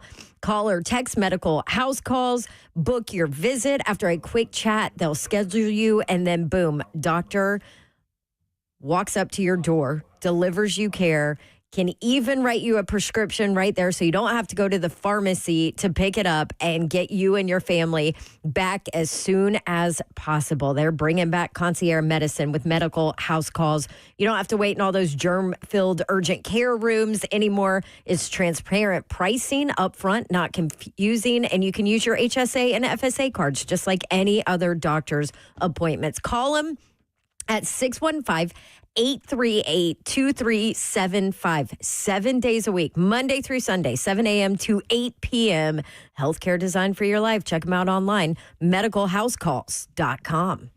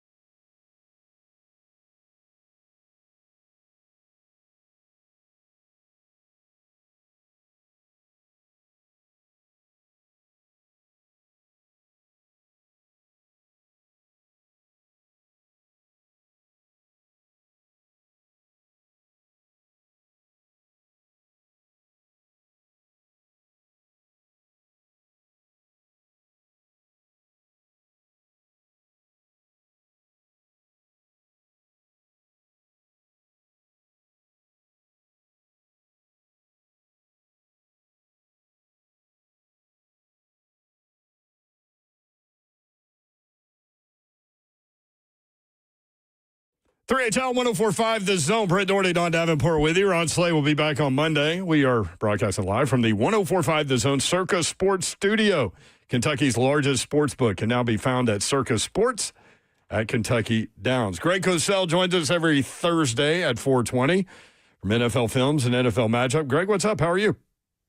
What's happening? How are we doing today? Doing well. So 2 weeks from tonight, Cowboys at Eagles.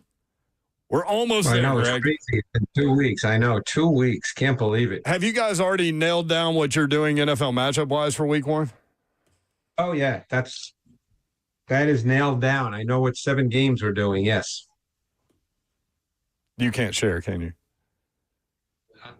Yeah, I'm not going to share right now. No, we'll leave that as a tease.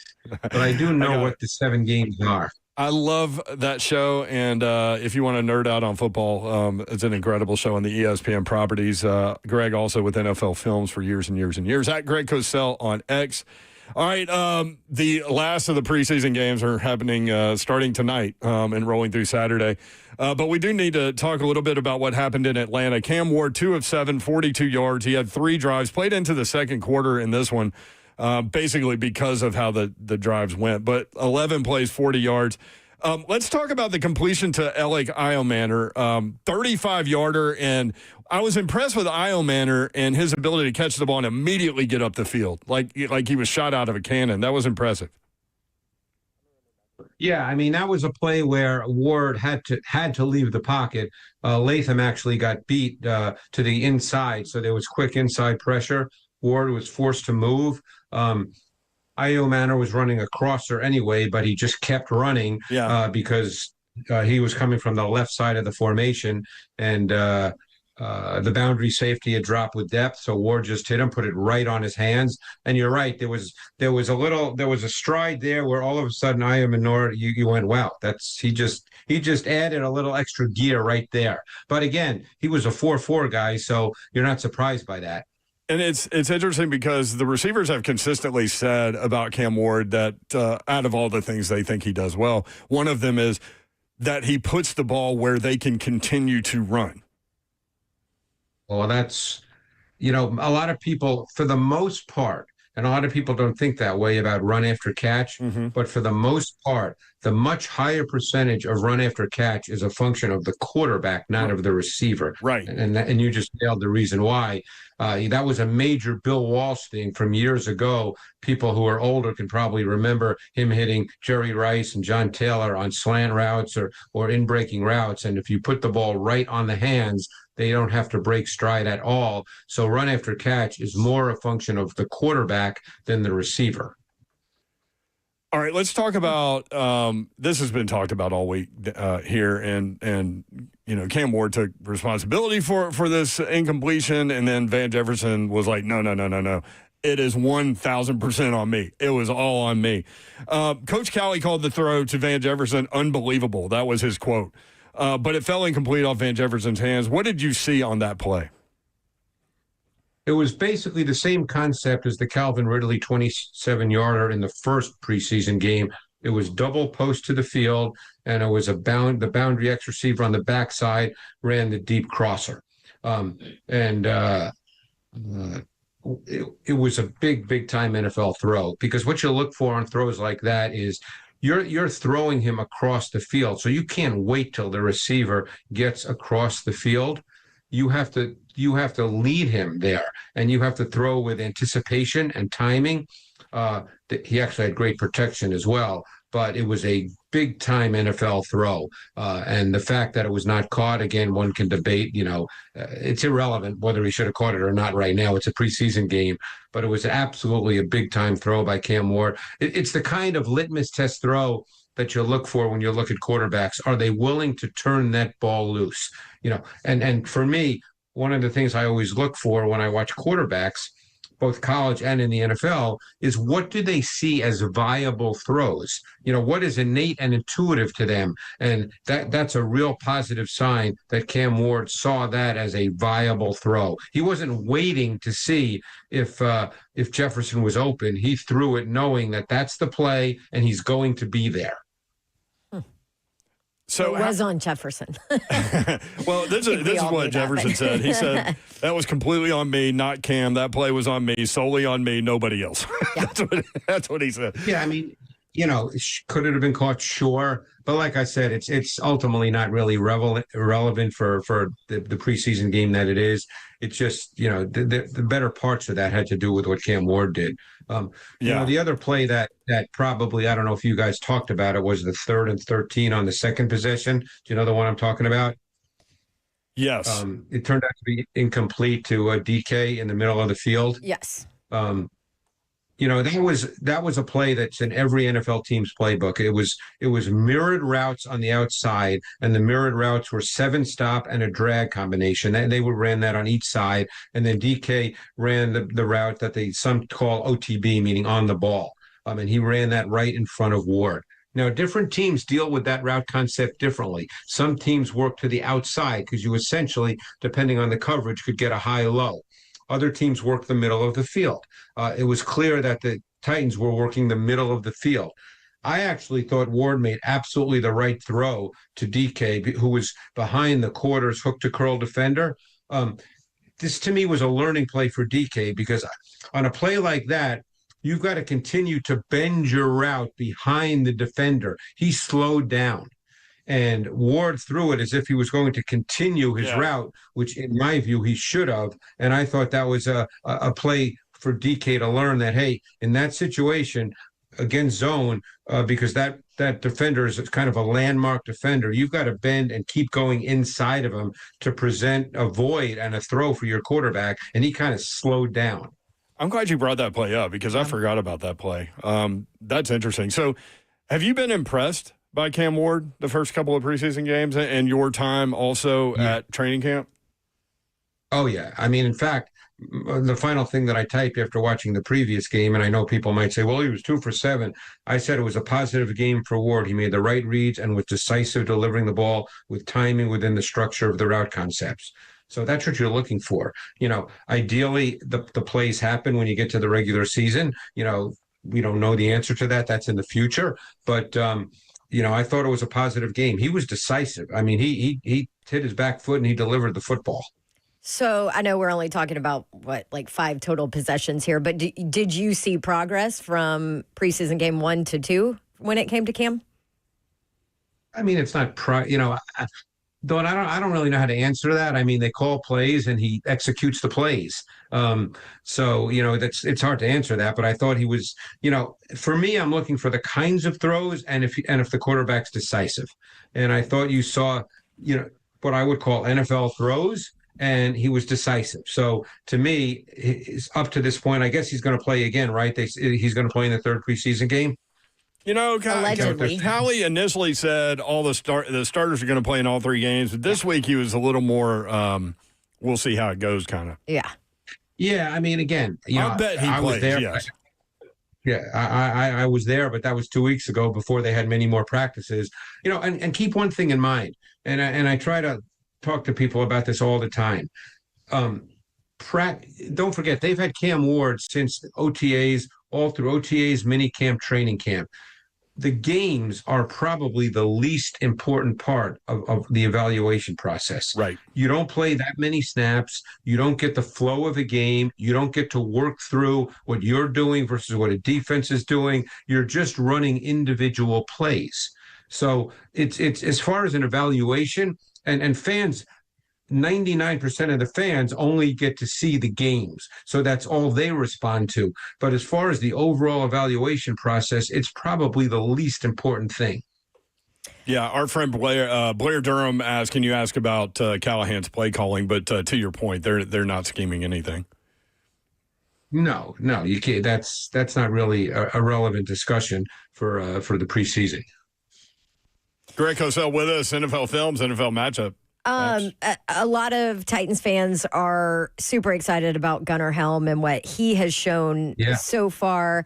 4 catches, including a 25-yard touchdown catch last week. What are your thoughts on his overall game, what he showed in the preseason? Yeah, I really liked Gunnar Helm coming out as a receiver. It was interesting. He was was he a 5th round pick or 4th round pick? Whatever. Fourth. He was one of the 3 4th round picks. Yep. Yeah. The reason he was a 4th round pick, there's 2 reasons for that. Number one, he's not a purely explosive athlete. So when you look at the tight ends, the explosive guys, and I'm certainly not comparing anybody to Brock Bowers, but, he's not that kind of mover, in that category of mover. And he was not really an inline tight end. In other words, attached to the formation where he had to block in the run game. So when you look at those 2 things, he's not really a top 40 or top 50 player. So the question for him, because he is a very good receiver, is he a good enough receiver to be a number 1 tight end? And if he's your number 1 tight end, he is going to have to line up attached to the tackle and block in the run game. And he's going to have to block defensive ends and outside linebackers. So, those are the 2 questions with Helm. But as far as being just a good receiver, and he's got some run after catch ability, he's pretty fluid, pretty deceptive in his movement, run after catch. Those things he has in his game. So I liked him coming out of Texas, and I think he's basically shown that in the Texans camp and for the snaps he's played in the games. It's that touchdown catch, 25-yarder that Don mentioned, in heavy traffic. Was able to really get his mitts around the ball and hold it and all these things. Yeah. But, people talk about 50-50 balls. That was more like a 35-65 ball, and he came down with it. Yeah, no, he's a good receiver. There's no issue with him as a receiver. That's nothing, we should ultimately be concerned about. He's a very good receiver, catches the ball really well.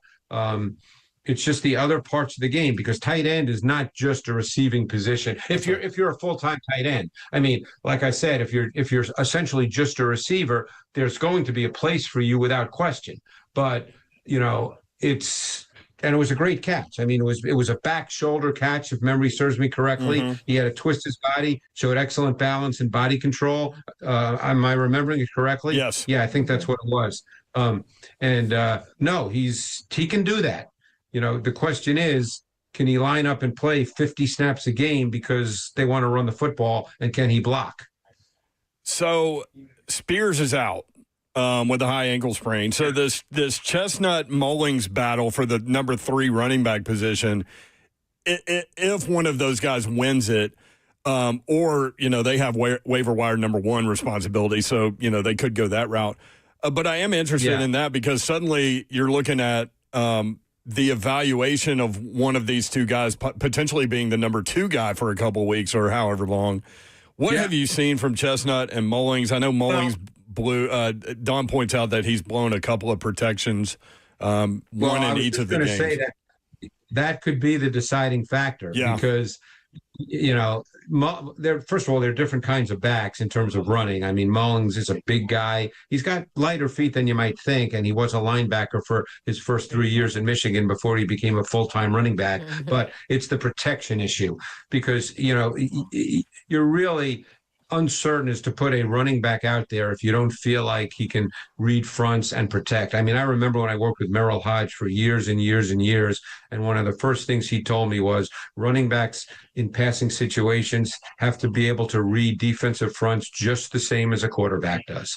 And if you can't do that, and if you can't handle the pass protection element that are essential for running backs, then they're not going to put you out there, because you're going to get your quarterback killed.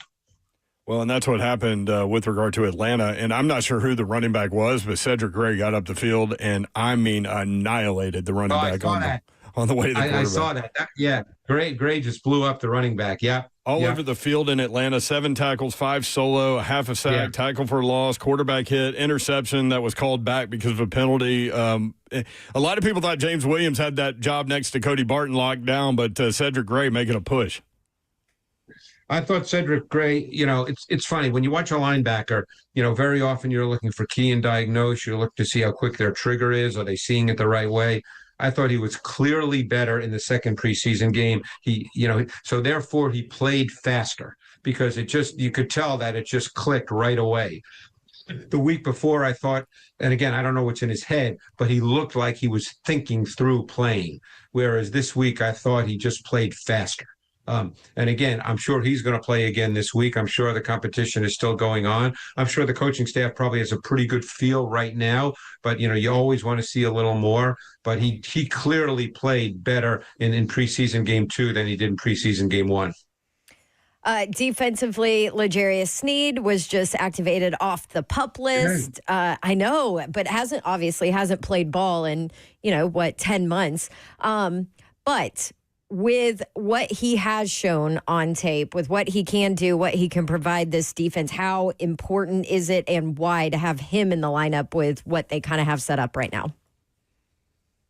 He's critically important because he impacts the way Denard Wilson can call a game. And I'm not sure a lot of people think that way, because when you don't feel great about your corners, and I mean, let's be honest, we love Brownlee. We love the way he plays, how competitive he is. And if you have to line him up outside as they did last year, he can do that. He's probably in an ideal world a slot.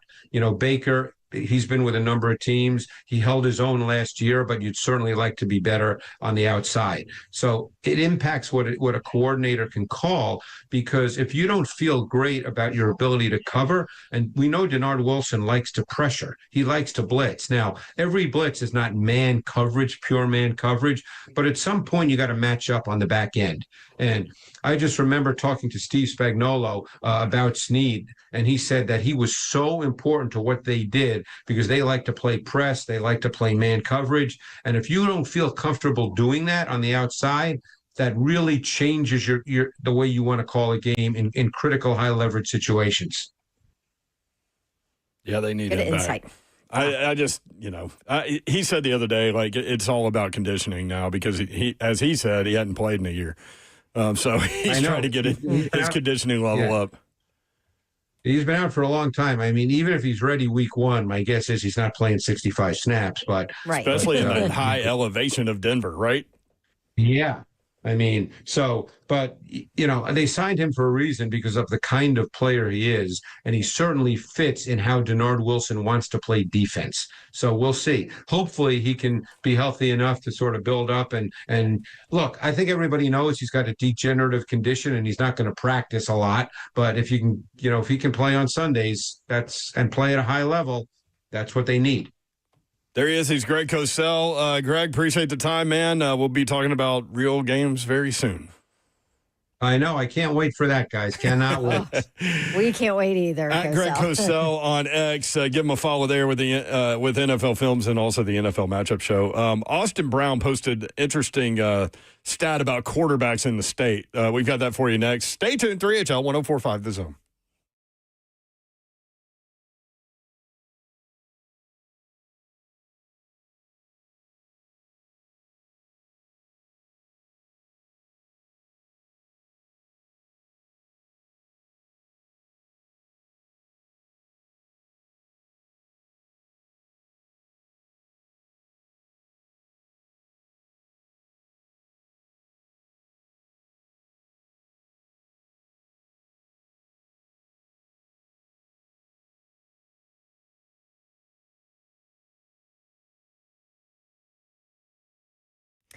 Change is always happening. It's a part of life. And when it comes to music, change is all around us because songs are rewritten, classics are remixed, bands and artists come and go. Even our taste in music changes. But no matter how much things change in 5 years, one thing is going to stay the same, and you can guarantee it. That's the price of your internet. Thanks to Xfinity. Xfinity is introducing a 5-year price guarantee. That means you get 5 years of the most reliable Wi-Fi with their best equipment included for a price that stays exactly the same. One internet price, 5 years guaranteed. How cool is that? Learn more at Xfinity.com/deals. Restrictions do apply. New residential customers only. Taxes and fees extra and subject to change. Most reliable Wi-Fi based on Open Signal Awards USA. Fixed Broadband Experience Report, August 2024.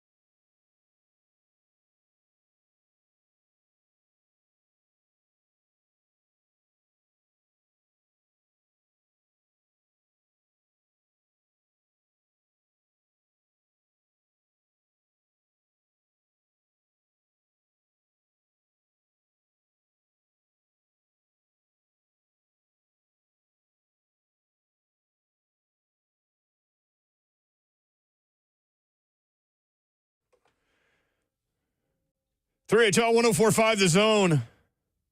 Grateful Dead, huh? Yeah, it's like the third Grateful Dead song I played. You've played Grateful Dead 3 times today? Yeah. What are you doing? Are you going to a festival or something? No, I just. Are you a Deadhead all of a sudden? No, I was just in the mood. I saw them in the system. So I was in like, the I'll go. mood. When have you ever heard the Grateful Dead, Zeph? When I worked for the Tennessee Smokies, we had a Grateful Dead night, and my boss, Mick Gillespie, who was the voice of the Smokies at that time, actually still is, had a very educational talk with me about the Grateful Dead. So that's where I learned about the Grateful Dead. Interesting. All right. Dewey, Cheatham, and Howe, Cosell is gold. Yep. Michael Spain, great segment, guys. I mean, it's all him. So, yeah, we appreciate you guys listening. Appreciate you chiming in. You can do it. YouTube, Facebook Live, Twitter, and Twitch. Twitch, please. Thank you, Babsy. The Evan and Bank chat is open for you. You can call us, 615-737-1045. 5 o'clock hour, we're going to get into this little SEC story that they've announced that they are going to a 9-game schedule. The other part of that is you must schedule at least one power team, meaning ACC, Big 10, Big 12, Notre Dame. Florida already does. Kentucky already does. Georgia already does. South Carolina already does. South Carolina, Clemson, Georgia, Georgia Tech, Kentucky, Louisville, Florida, FSU. So everyone else has to get in line. Austin Brown posted this. Starting quarterback age in the state of Tennessee. This is funny to me. The oldest quarterback among these 4 entities, Diego Pavia, Vanderbilt, 24 years and 5 months is where he is. Joey Aguilar, Tennessee, is next, 24 and 3 months. Then Brendan Lewis, the transfer in at Memphis, who I'm excited to see, 23 years old and 8 months. And then you've got Cam Ward of the Tennessee Titans, 23 years and 3 months. So Brendan Lewis at Memphis, Joey Aguilar at Tennessee, and Diego Pavia at Vanderbilt, all older than Cam Ward. How about that? And how about this? All the times we live in now. Babs sent us a little notification, and I don't know how serious she is about this. We haven't talked about it, but we're going to bring it up right now. Citizen Police Academy in Brentwood. Oh, yeah. The Brentwood Citizen Police Academy is designed to offer residents a behind-the-scenes look at how the police department operates. Students will participate in practical exercises, including traffic stops, building searches, firearm familiarization, and others. Important. While completion of this course gives citizens an understanding of the working of the Brentwood Police Department, it does not make a participant a certified law enforcement officer. That's what you say. Nor is it designed to train citizens to perform law enforcement duties. Do you guys not think I have to do this? I think you have to do this. I think so, too. Here are the requirements. Let's see if there is a background check. I got to pass that.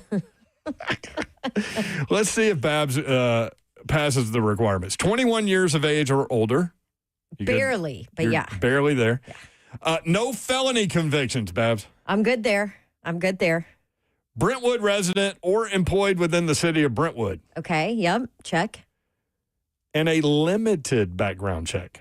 Oh, see, I'm golden. But we don't know what limited means. Well, I mean, I'm sure it's not your driving record, so I'm fine. Oh. You don't think? Right? You don't think? Nah, I think I'm good.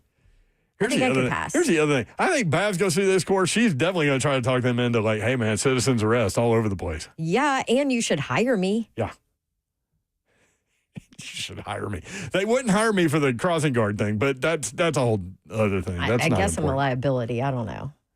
Okay, so a limited background check usually means the employer is only looking for a specific portion of the candidate's history or for a shorter period of time than a full background investigation. Oh, yeah, see, I'm So it might just be over like the last 5. Right. So any weird thing you did in years. college is expunged. Yeah, I'm good there.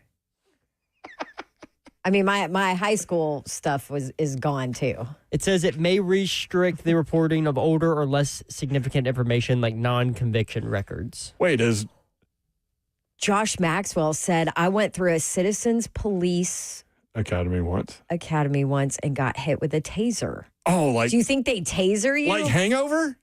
Ooh. Oh, you might have to do pepper spray too. You might have to do pepper spray. Ooh, I don't want to do that. No. No, that stuff is lethal. I ever told you all the time I accidentally bear sprayed myself? No. Wait, so my Also, I'm against bear spray because if I'm that close to a bear, we got problems anyway. Like, because what if you miss? It's like it's like what? I don't know. That stuff might work. It hurts pretty bad. Wait. So bear spray you don't put on yourself to keep the bears away. It's you like have Ace. it if you need it. It's like extra strong pepper spray. Okay. How did you? First of all, why did you have bear spray? So we went camping in Wyoming. Okay, you need it there. We were out there for 10 weeks, and I had waders on because we were walking in the rivers fishing for trout, doing trout fishing. Mind you, I was like 12. Okay. And I had it around my neck, and because I was in the water, it was in my waders, not floating around in the water because I didn't want it like pulling me. So I had it down in my waders, and I slipped on a rock, but I didn't like fall in the water. I just caught myself, and I heard a pop. And I didn't know what it was because I forgot I had it, and I looked down, and I just start for some reason I just start patting my waders down, pushing all the pepper spray up as I'm looking down right into my face. Immediately just stripped in the middle of this freezing cold river in Wyoming. I had a burn mark on my thigh from where it sprayed directly on my thigh because that's how powerful it was. I was rinsing my face out and eyes out with river water because I couldn't see. And the guys I was with, my dad and a family friend, they threw me into the back of their truck in nothing but my underwear because I stripped everything. And we drove back to the campsite so they could This is help amazing. my eyes. How have we never heard this story before? I don't know. This is amazing.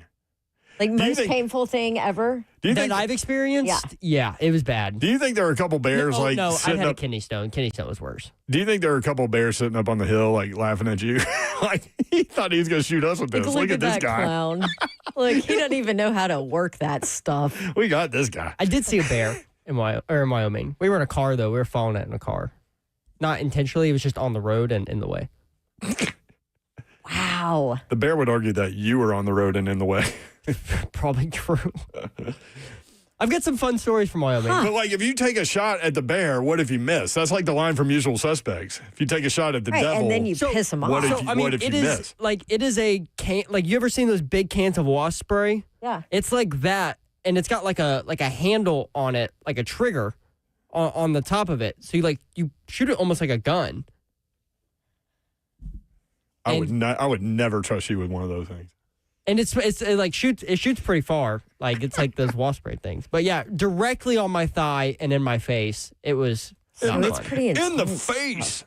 It's way more intense than a typical pepper spray. I've never been pepper sprayed, but that was terrible. And I will say, one of my friends, I had a pepper spray thing on my keychain. And one of my friends was like, "What is this?" And was looking at it and accidentally activated it, pepper sprayed herself in the eyes. And just because we were in the kitchen and just the mist of it, I could not even breathe. It was awful. And it did not even spray me directly. Oh, it was terrible. I felt so bad for her. That's the old prayer, protect me. Dear Lord, please protect me from myself. Right. By the way, to clean up the funnel cake thing. Yeah. Babs was at the fair, chose not to get a funnel cake, then was upset that she didn't get a funnel cake. Her reasoning was you only live once, which is what every meth head says, I guess. Okay. What does Slay say? Shout out to the tweakers out there. Yep. Shout out to Chunky Junkie. All right, so you're looking at about 650 calories, about 30 grams of fat, about 80 grams of carbohydrates. 80? 80. Okay. Now, I made the right decision. Depends on the size of the funnel cake also. But still. At the Wilson County Fair, they're pretty big. Wilson County Fair, everything's big. Wow. Let's ask this question. So the whole SEC is going to 9-game conference schedule, okay? And you must schedule at least one power team from the ACC, Big 10, Big 12, Notre Dame. So a lot of teams are going to have to buy out of games and then schedule one of these teams or whatever. So Zeph is also a part of this that when they go to a 9-game schedule, each team's going to have 3 annual opponents? That's correct. In order to maintain their traditional rivalries in the SEC. All right, so there's a question. goodness. There's a question for y'all in the 5 o'clock hour. Okay, who do you want your team to play with those 3 annual opponents? Whatever team you love, what 3? Maybe what 3 do you think it'll actually be, or what 3 would you want it to be? Because Zev asked the question, who does Tennessee go with? And I'm like, that's a no-brainer. I don't think it's a no-brainer. We'll talk about it next. You do. I don't. 615-737-1045.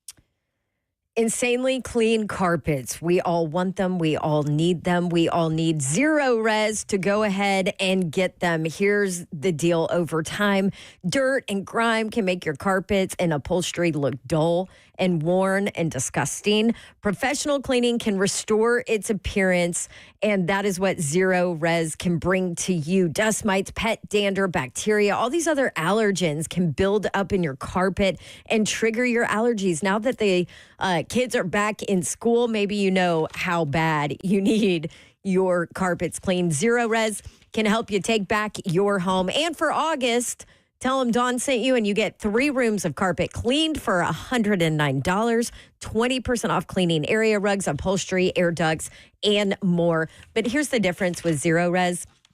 They don't use harsh chemicals.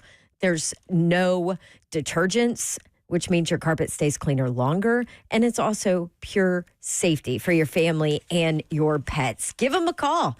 Restrictions may apply for that special 615-535-9376. Book online at ZeroResNashville.com. Zero Res, spell it backwards or forwards. It's the right way to clean.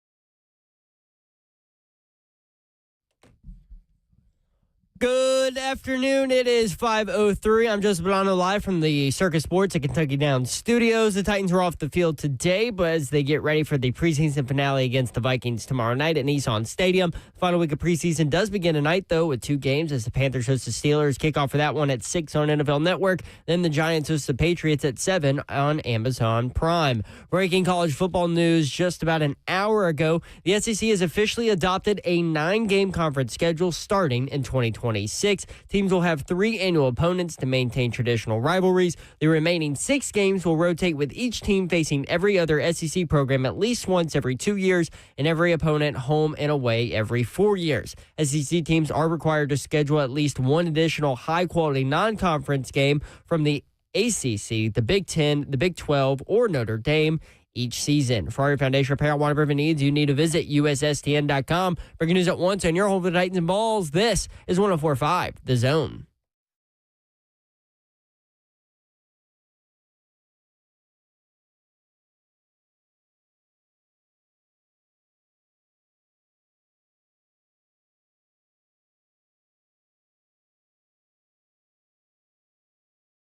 HL 104.5 The Zone. Brent Doherty with you on a beautiful Thursday in the Music City. The weekend's almost here. Titans in action again tomorrow, hosting the Vikings at 7 o'clock. We will be broadcasting live outside of Gate 3. So if you're going to the game, come by and see us. We'll be there until 6 o'clock.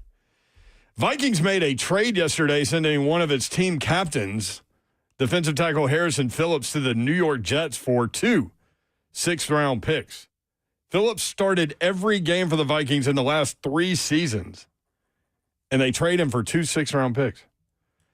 He's going into his 8th year. He had 56 tackles and 2 sacks last season.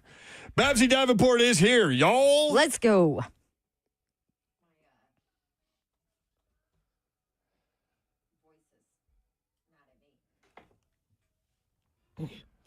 What's going on over there? Happy Thursday. You okay? Yeah.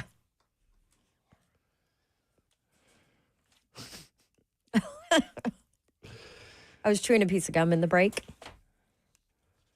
I was worried about you a little bit, and it made me think about a story one of y'all shared, and then we'll get to this college football thing. Again, load up the phone lines. We've got a few lines open. We want phone call interaction from the 3HL crew on this one.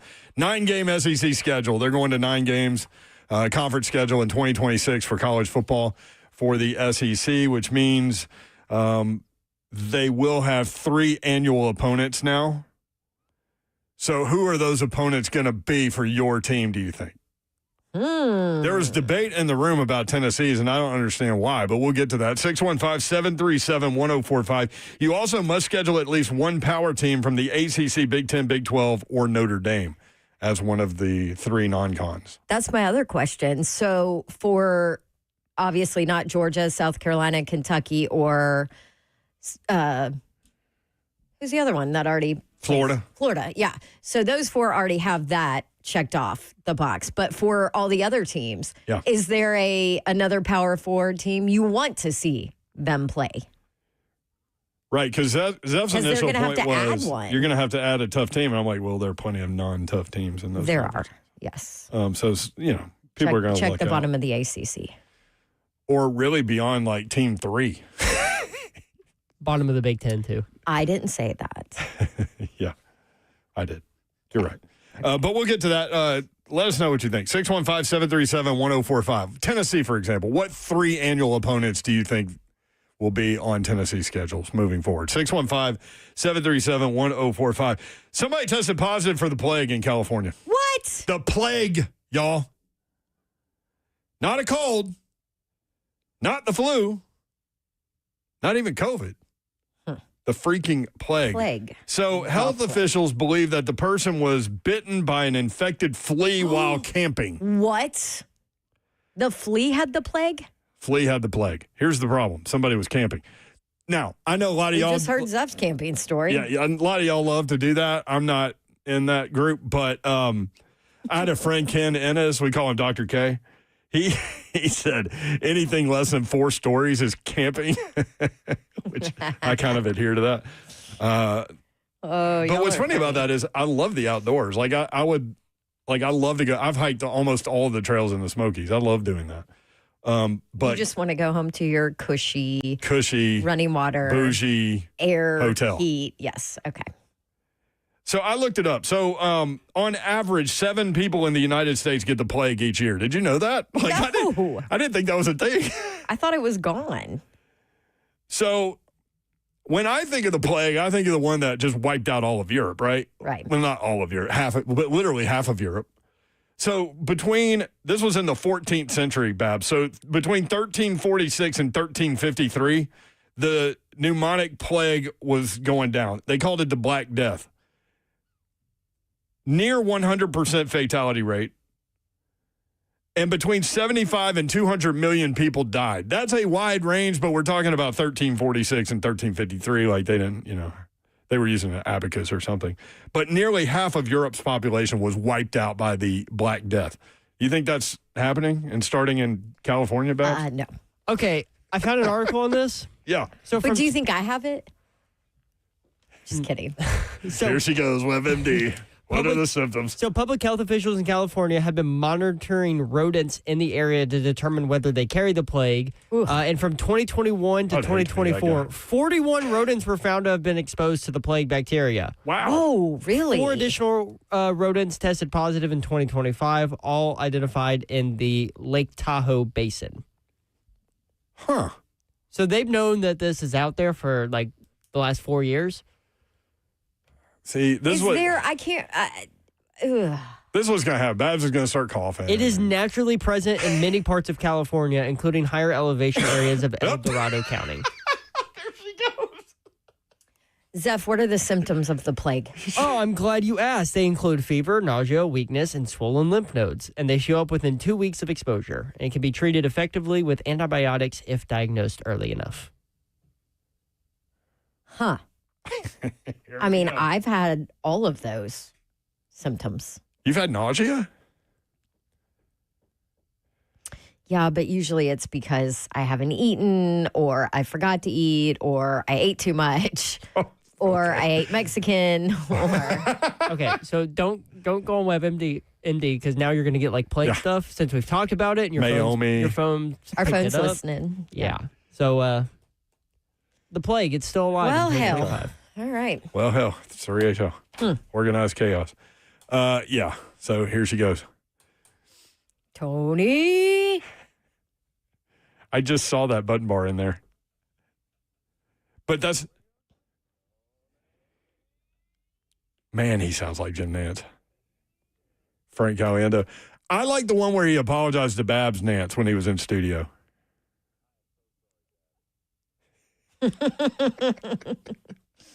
He totally spoiler alerted her. She was waiting for like the Olympic gymnastics final that took place. She had managed to not see it. Nance is in here for the last hour of the show. I had told you guys, so you guys were great about like not saying anything. Right, because I knew, but I was going to watch anyway. Right. But here comes Nance like, man, what a floor exercise or whatever he said. Whatever he said. Jim. Come on. And it was during a break, too, wasn't it? Yes, it was. Yeah. And then he apologized live on air when we told the story. All right, so 9-game schedule. Let's talk about this instead of the Black Death. SEC going to a 9-game schedule. So the Big Ten and the Big 12 each play 9-game schedules. Yes. As a part of the 9-game schedule, you're going to have 3 non-cons, right? So a lot of the teams are going to have to buy out of a game, right? Like Kentucky just added a 4th non-conference game, so they'll have to buy out of some. Sorry, Kentucky. Yeah, but you must schedule at least one power team, ACC, Big Ten, Big 12, or Notre Dame. Florida already plays Florida State, as Babs told you. Kentucky and Louisville.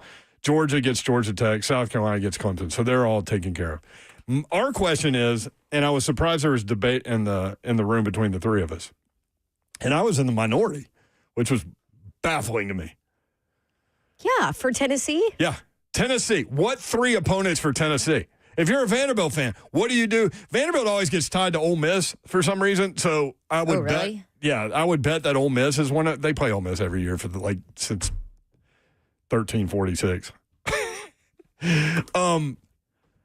Vandy, Kentucky, maybe. So Vandy, Ole Miss, Vandy, Kentucky, Vandy, Tennessee. So I found this graphic on social media. I don't know who made this. It's not official. I think someone was just trying it out. For Vanderbilt, they had Tennessee, Kentucky, and Auburn. Vandy's played Auburn quite a bit, and they've been close games. Who won last year?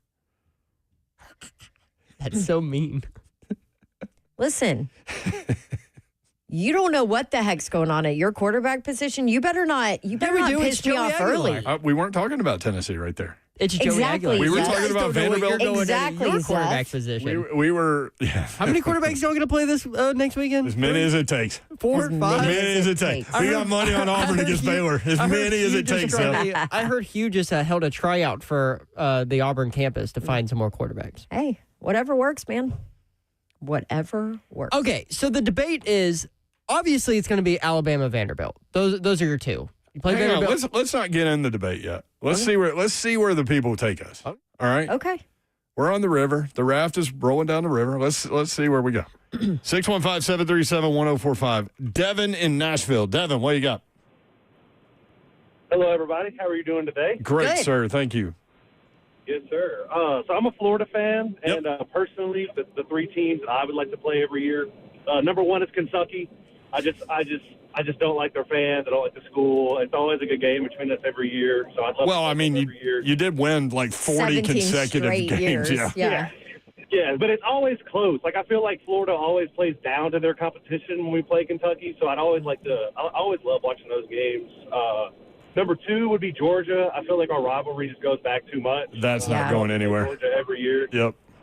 And then number Cocktail three party. is the Vols, man. I hate Vols fans. I hate that y'all are good, and I just love to be able to go to those games or watch those games every year. So that's really all I got. Thank you. Up. Thank you, Devin. Appreciate it. All right, so Florida, he's got Kentucky, Georgia, and Tennessee. Georgia and Tennessee for sure for Florida, in my opinion. But that leads us to our debate. That was in a our little bit. debate. Yeah. I didn't think In my Florida was a opinion. given.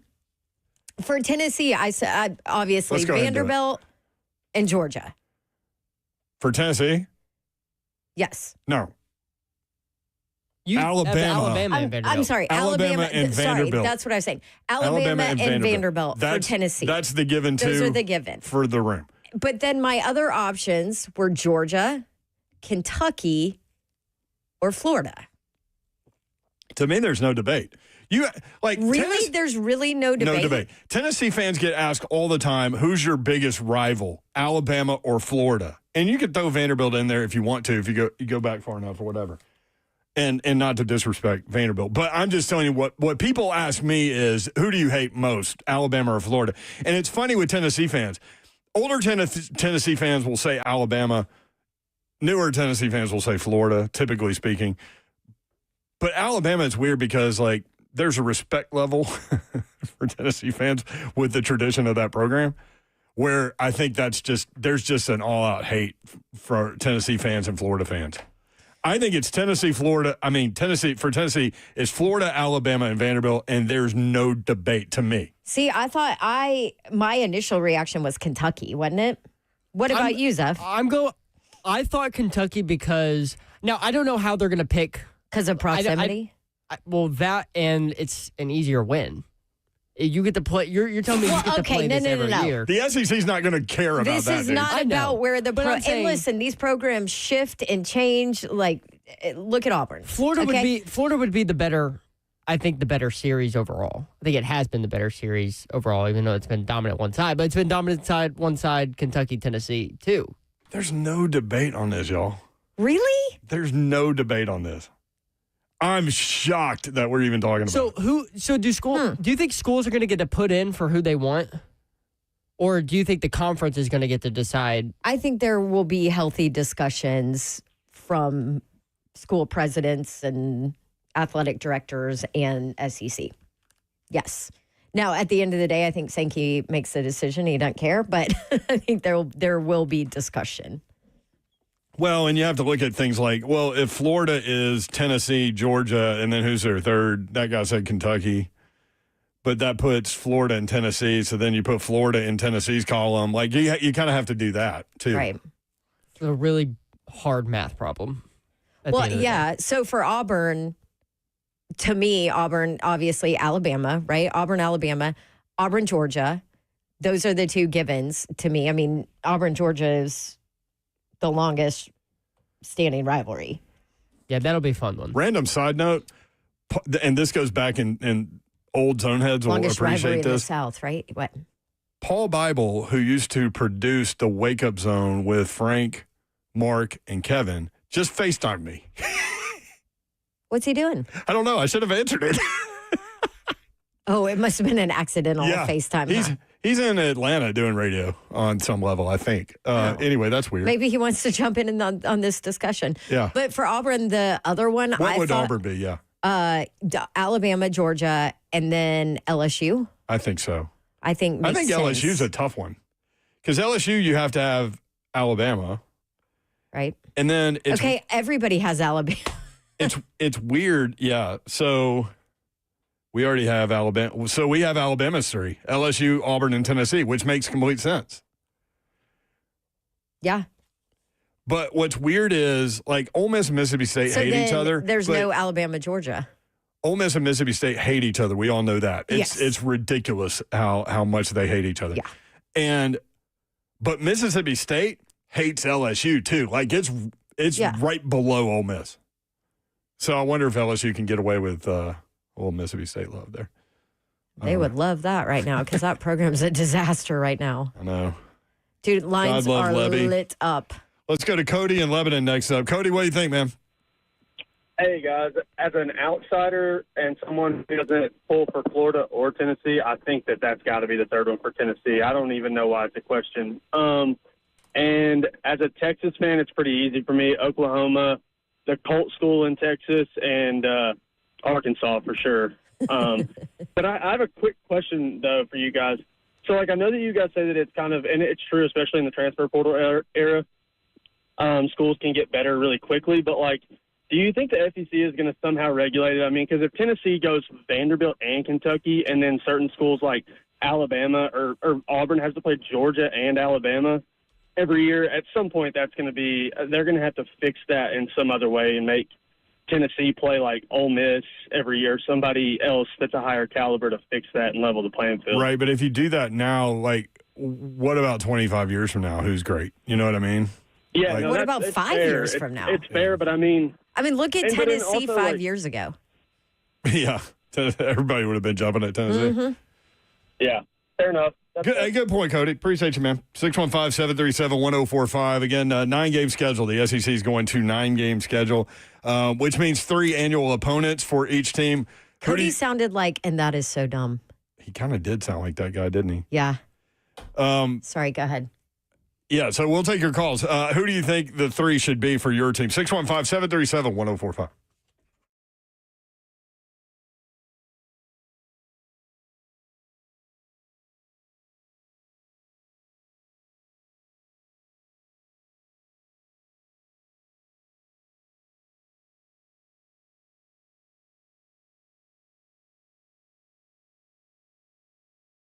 All right, now kids are going back in school, and maybe hey, listen, this is kind of the time that we need to go ahead and upgrade some things in our home, like our windows and our doors. Pella Windows and Doors of Nashville, who you need to call to be able to do that. They will take care of you, and they are rated number 1 as the leading window brand in Nashville by homeowners in this survey. Number 1 for innovation, the most trusted window brand, and number 1 for the highest craftsmanship. I could go on and on about all their accolades, but I won't. I'll just tell you that I've used Pella Windows and Doors of Nashville, and I think they're the best as well. Here's the deal. They have a couple ways to get a hold of them. You can stop by one of their showrooms. They've got one in Franklin, 277 Mallory Station Road. They would love to say hi and welcome you in and let you see all the options. Or they have one in Hendersonville, 256 East Main Street in Hendersonville. You can go there, and no matter what you do, when you call Pella Windows and Doors of Nashville, make sure you tell them to give you the Dawn deal. So we do a different one every month for August, 50% off qualifying installations and no interest, no promo payments due if paid in full within 24 months. That's Pella Windows and Doors of Nashville. Schedule your free consultation. Check out that Dawn deal at PellaNashville.com.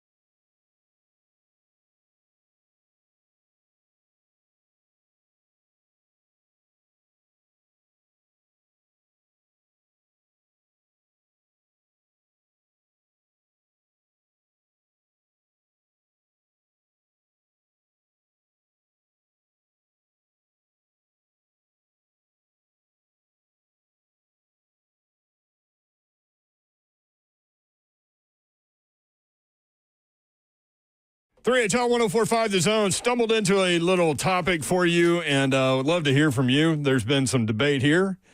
SEC going to a 9-game schedule officially in football. As a part of that, you must schedule at least one power team from the ACC, Big Ten, or Big 12. Notre Dame also included in that possibility. Florida plays Florida State every year, so they're good. Kentucky plays Louisville every year, so they're good.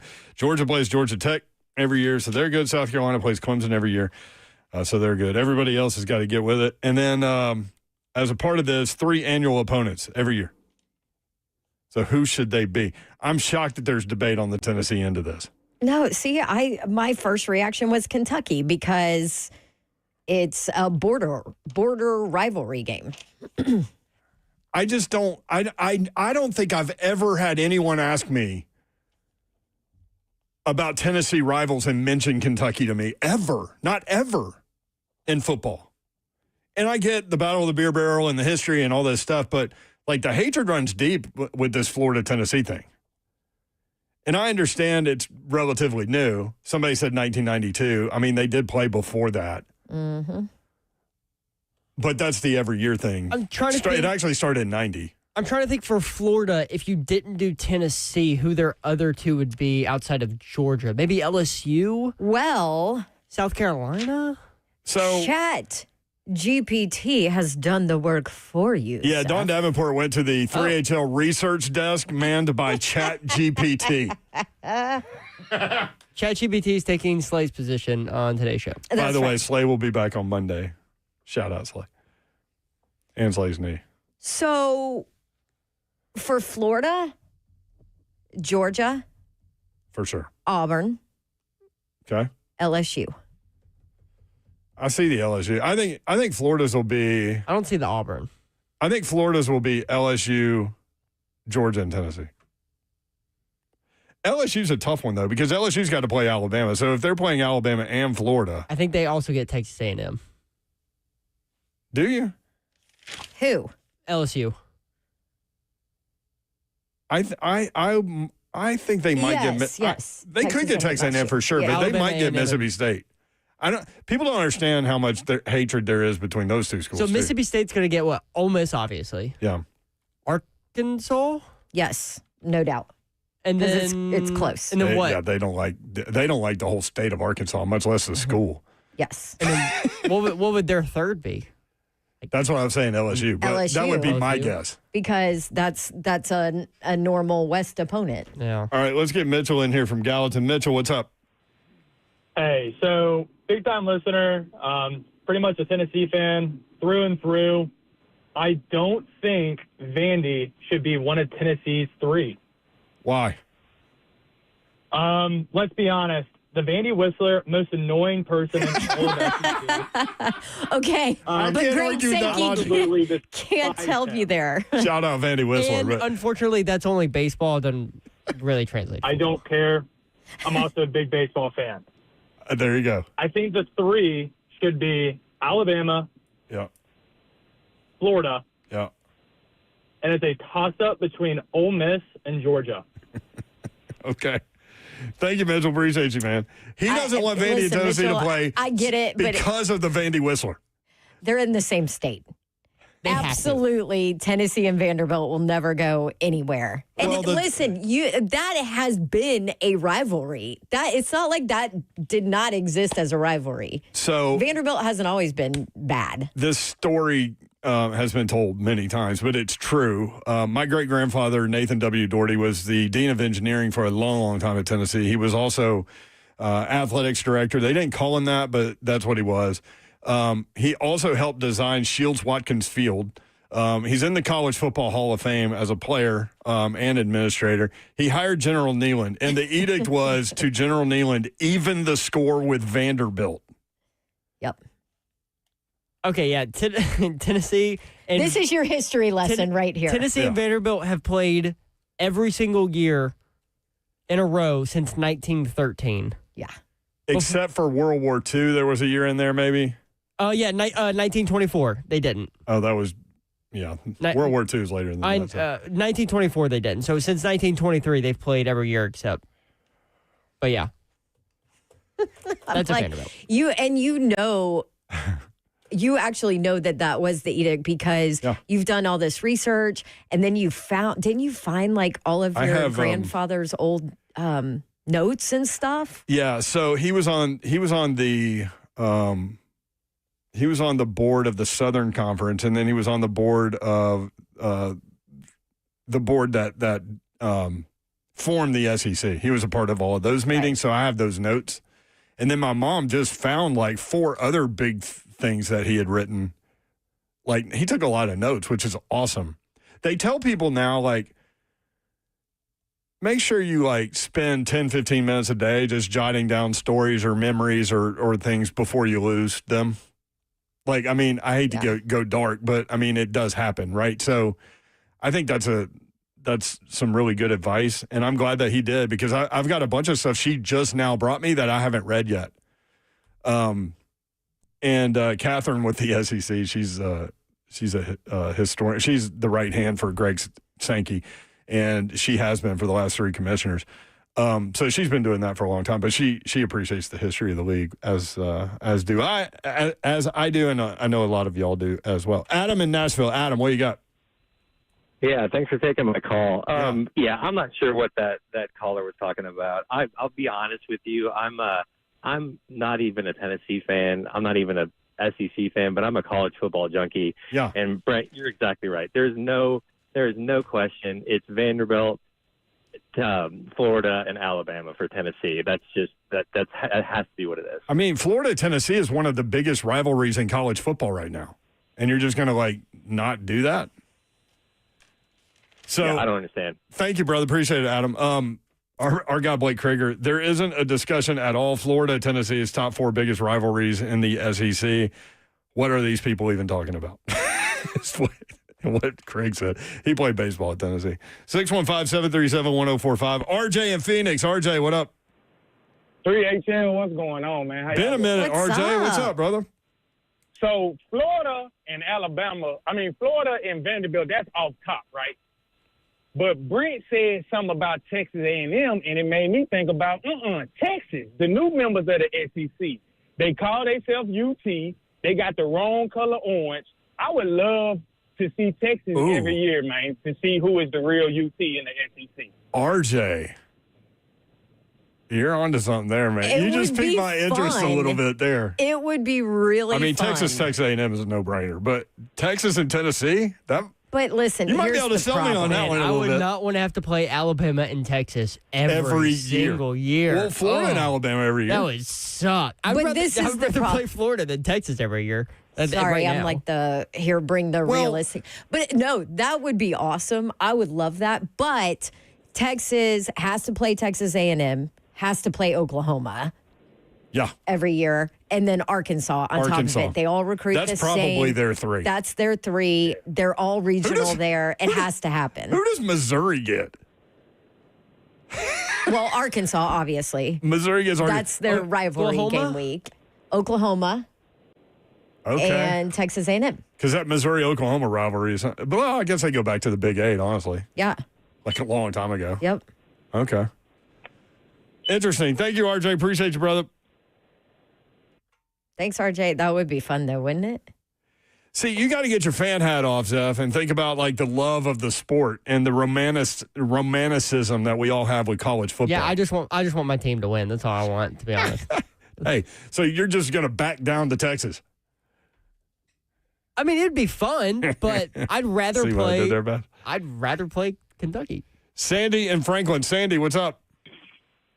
Well, you stole a little bit of my thunder, Mayor. I was going to say we need to begin with putting Missouri in the transfer portal. I don't know how they are an SEC team. Who would you bring in instead of Missouri? Nobody wakes up and says only 3 weeks to Missouri. I think for Tennessee, we're looking at this wrong. I think in just my humble opinion, it has to be Kentucky, it has to be Vanderbilt, it has to be Alabama. And here's why. Why Kentucky? Look at it from the other perspective, Mayor, and that is this. If the commissioner takes any input and he says, Kentucky, we're going to give every school their top choice. What's your top choice? It's got to be Tennessee. If he says Vanderbilt, what's your top choice? It's got to be Tennessee. And those both make sense as Dawn said. So, and then Alabama is one. I think we would be their second pick. Although Saban said we'd be first, but I think we would be their second pick behind Auburn. And I think for Tennessee fans, they would all, for the most part, I know a lot of Florida folks, but they would. I know I would lean very heavily towards Alabama. So that gives us Alabama, Kentucky, and Vanderbilt, and all three of those teams. It's not ideal, but would have their top choice. I can't wait till that. Thank you, man. Appreciate it. Yeah, Sandy, I'm with you on that. I can't wait till they figure all this out. What if we did like 3 annual opponents, but revisited that every 10 years? And change them? Potentially. Or 5 years. By that point, they're in, though. And there's hate. Yeah. And all the things, yeah. I don't know. This is a fun topic for me. Hopefully for y'all. I know for Dawn, this is too. I love this topic. Yeah. And my other topic of this, which we're going to run out of time today, but we have another show tomorrow. The other thing is, okay, so now that your team, Tennessee fans, Vanderbilt fans, now that your team that has to schedule an out-of-conference, Power 4 out-of-conference game to satisfy that requirement now with this change, who would you want to see your team play? And this is not from a fan perspective of, oh, yeah, I want to play, whatever, like for Tennessee. Whoever's terrible in the ACC or something. Would it be North Carolina? That would be cool. See, I'm trying to take the fan hat off and just my love of college football and what would a good matchup. What would be a good matchup? Yeah, or a fun matchup that maybe happened in the past. And those schools go up against each other in recruiting geographically, because I know Tennessee loves to go into North Carolina. That's for sure. 615-737-1045. What 3 annual opponents do you think your team should have? 615-737-1045.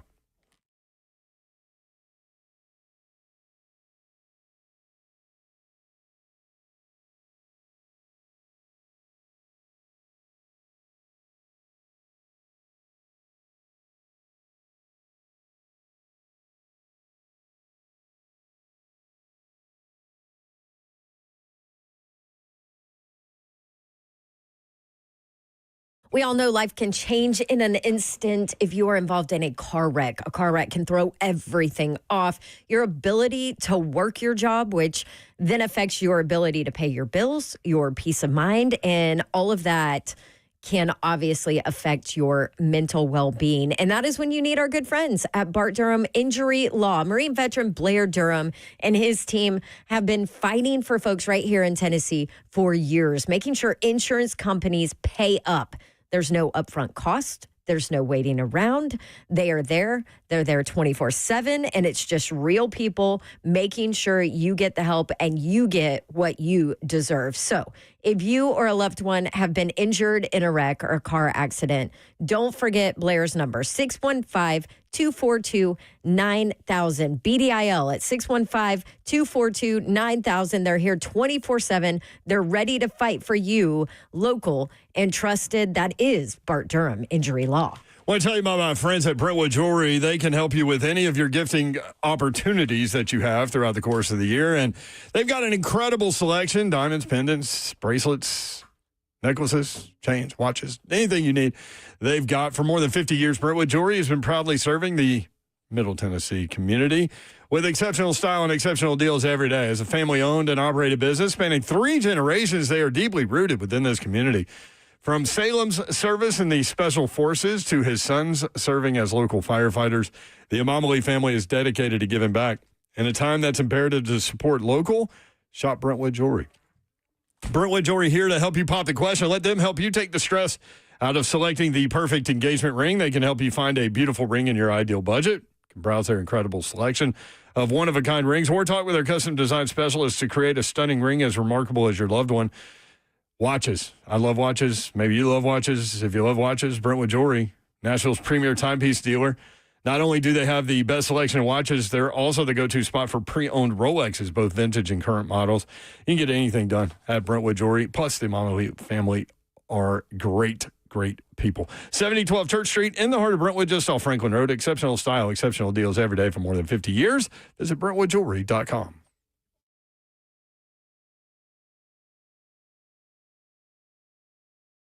Let's face it, buying a vehicle should be straightforward and stress-free, and that's exactly how Two Rivers Ford has been doing business for decades.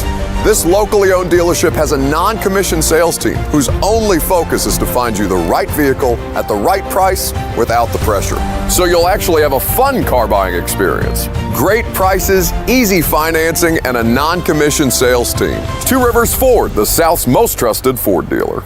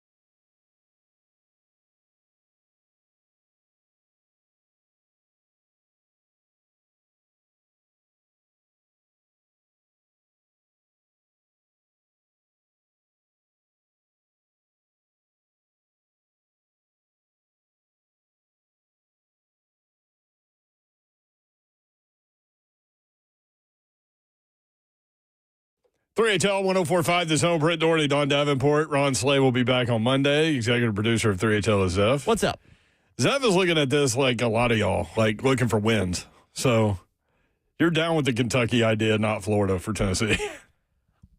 Yes, because wins equate to college football playoff appearances, which equate to a possibility of a national championship. What about Don's question, the non-con game for Tennessee? Because you're going to have to schedule at least one power team, ACC, Big 10, Big 12, Notre Dame. I mean, Notre Dame would be fun. Notre Dame would be fun. I was about to say Notre Dame. If you take the fan hat off. Yeah, Notre Dame would be a great matchup. That game in 90 was incredible. The game in 91 was incredible. You mentioned Florida State in the break. One of the guys on the FNMA chat. Yeah, mentioned that. That would be cool. Florida State would be cool. That'd be back to that that 90s era right there. 615-737-1045. The SEC going to a 9-game schedule. You must also schedule at least one power team for one of your 3 non-con games from the ACC, Big 10, Big 12, and Notre Dame. So you're going to get 3 annual teams from the conference. What should they be? I was really surprised that people wanted to debate Tennessee's. I'm telling you, I think it's going to happen. Kentucky. I thought it was no brainer for Tennessee, And I thought it Vanderbilt, was Alabama, and Florida. I thought it was a no-brainer, Vanderbilt, Alabama, and Kentucky. If you're Tennessee and like the schools get to pick who they want, Which they don't. But if you're Tennessee, who would you push for? The three I just mentioned. You would push for Florida? Yeah. You wouldn't push for... No, dude, I want to see Tennessee, Florida every year. I want to see that football game. I love intense football games. That is an intense football game. Tennessee, Kentucky, no disrespect to Kentucky, but is that a game like if somebody walked up to you and go, hey, who are the two teams that you think are the biggest rivals for you? You're right. They would not. You would answer Florida. You would not answer Kentucky. Kentucky wouldn't even pop into your head. What would Kentucky answer? Tennessee. Yeah. Because you got to look at it from both ways. Like, I feel like Florida has more options than Kentucky does. You know what I mean? Like, if Florida doesn't get Tennessee, I feel like they have another option. I don't know if Kentucky has a lot of options. Well, to me, Kentucky is Vanderbilt's an obvious, right? Yes. For the same reason that I say Kentucky's an obvious for Tennessee. It's a border game.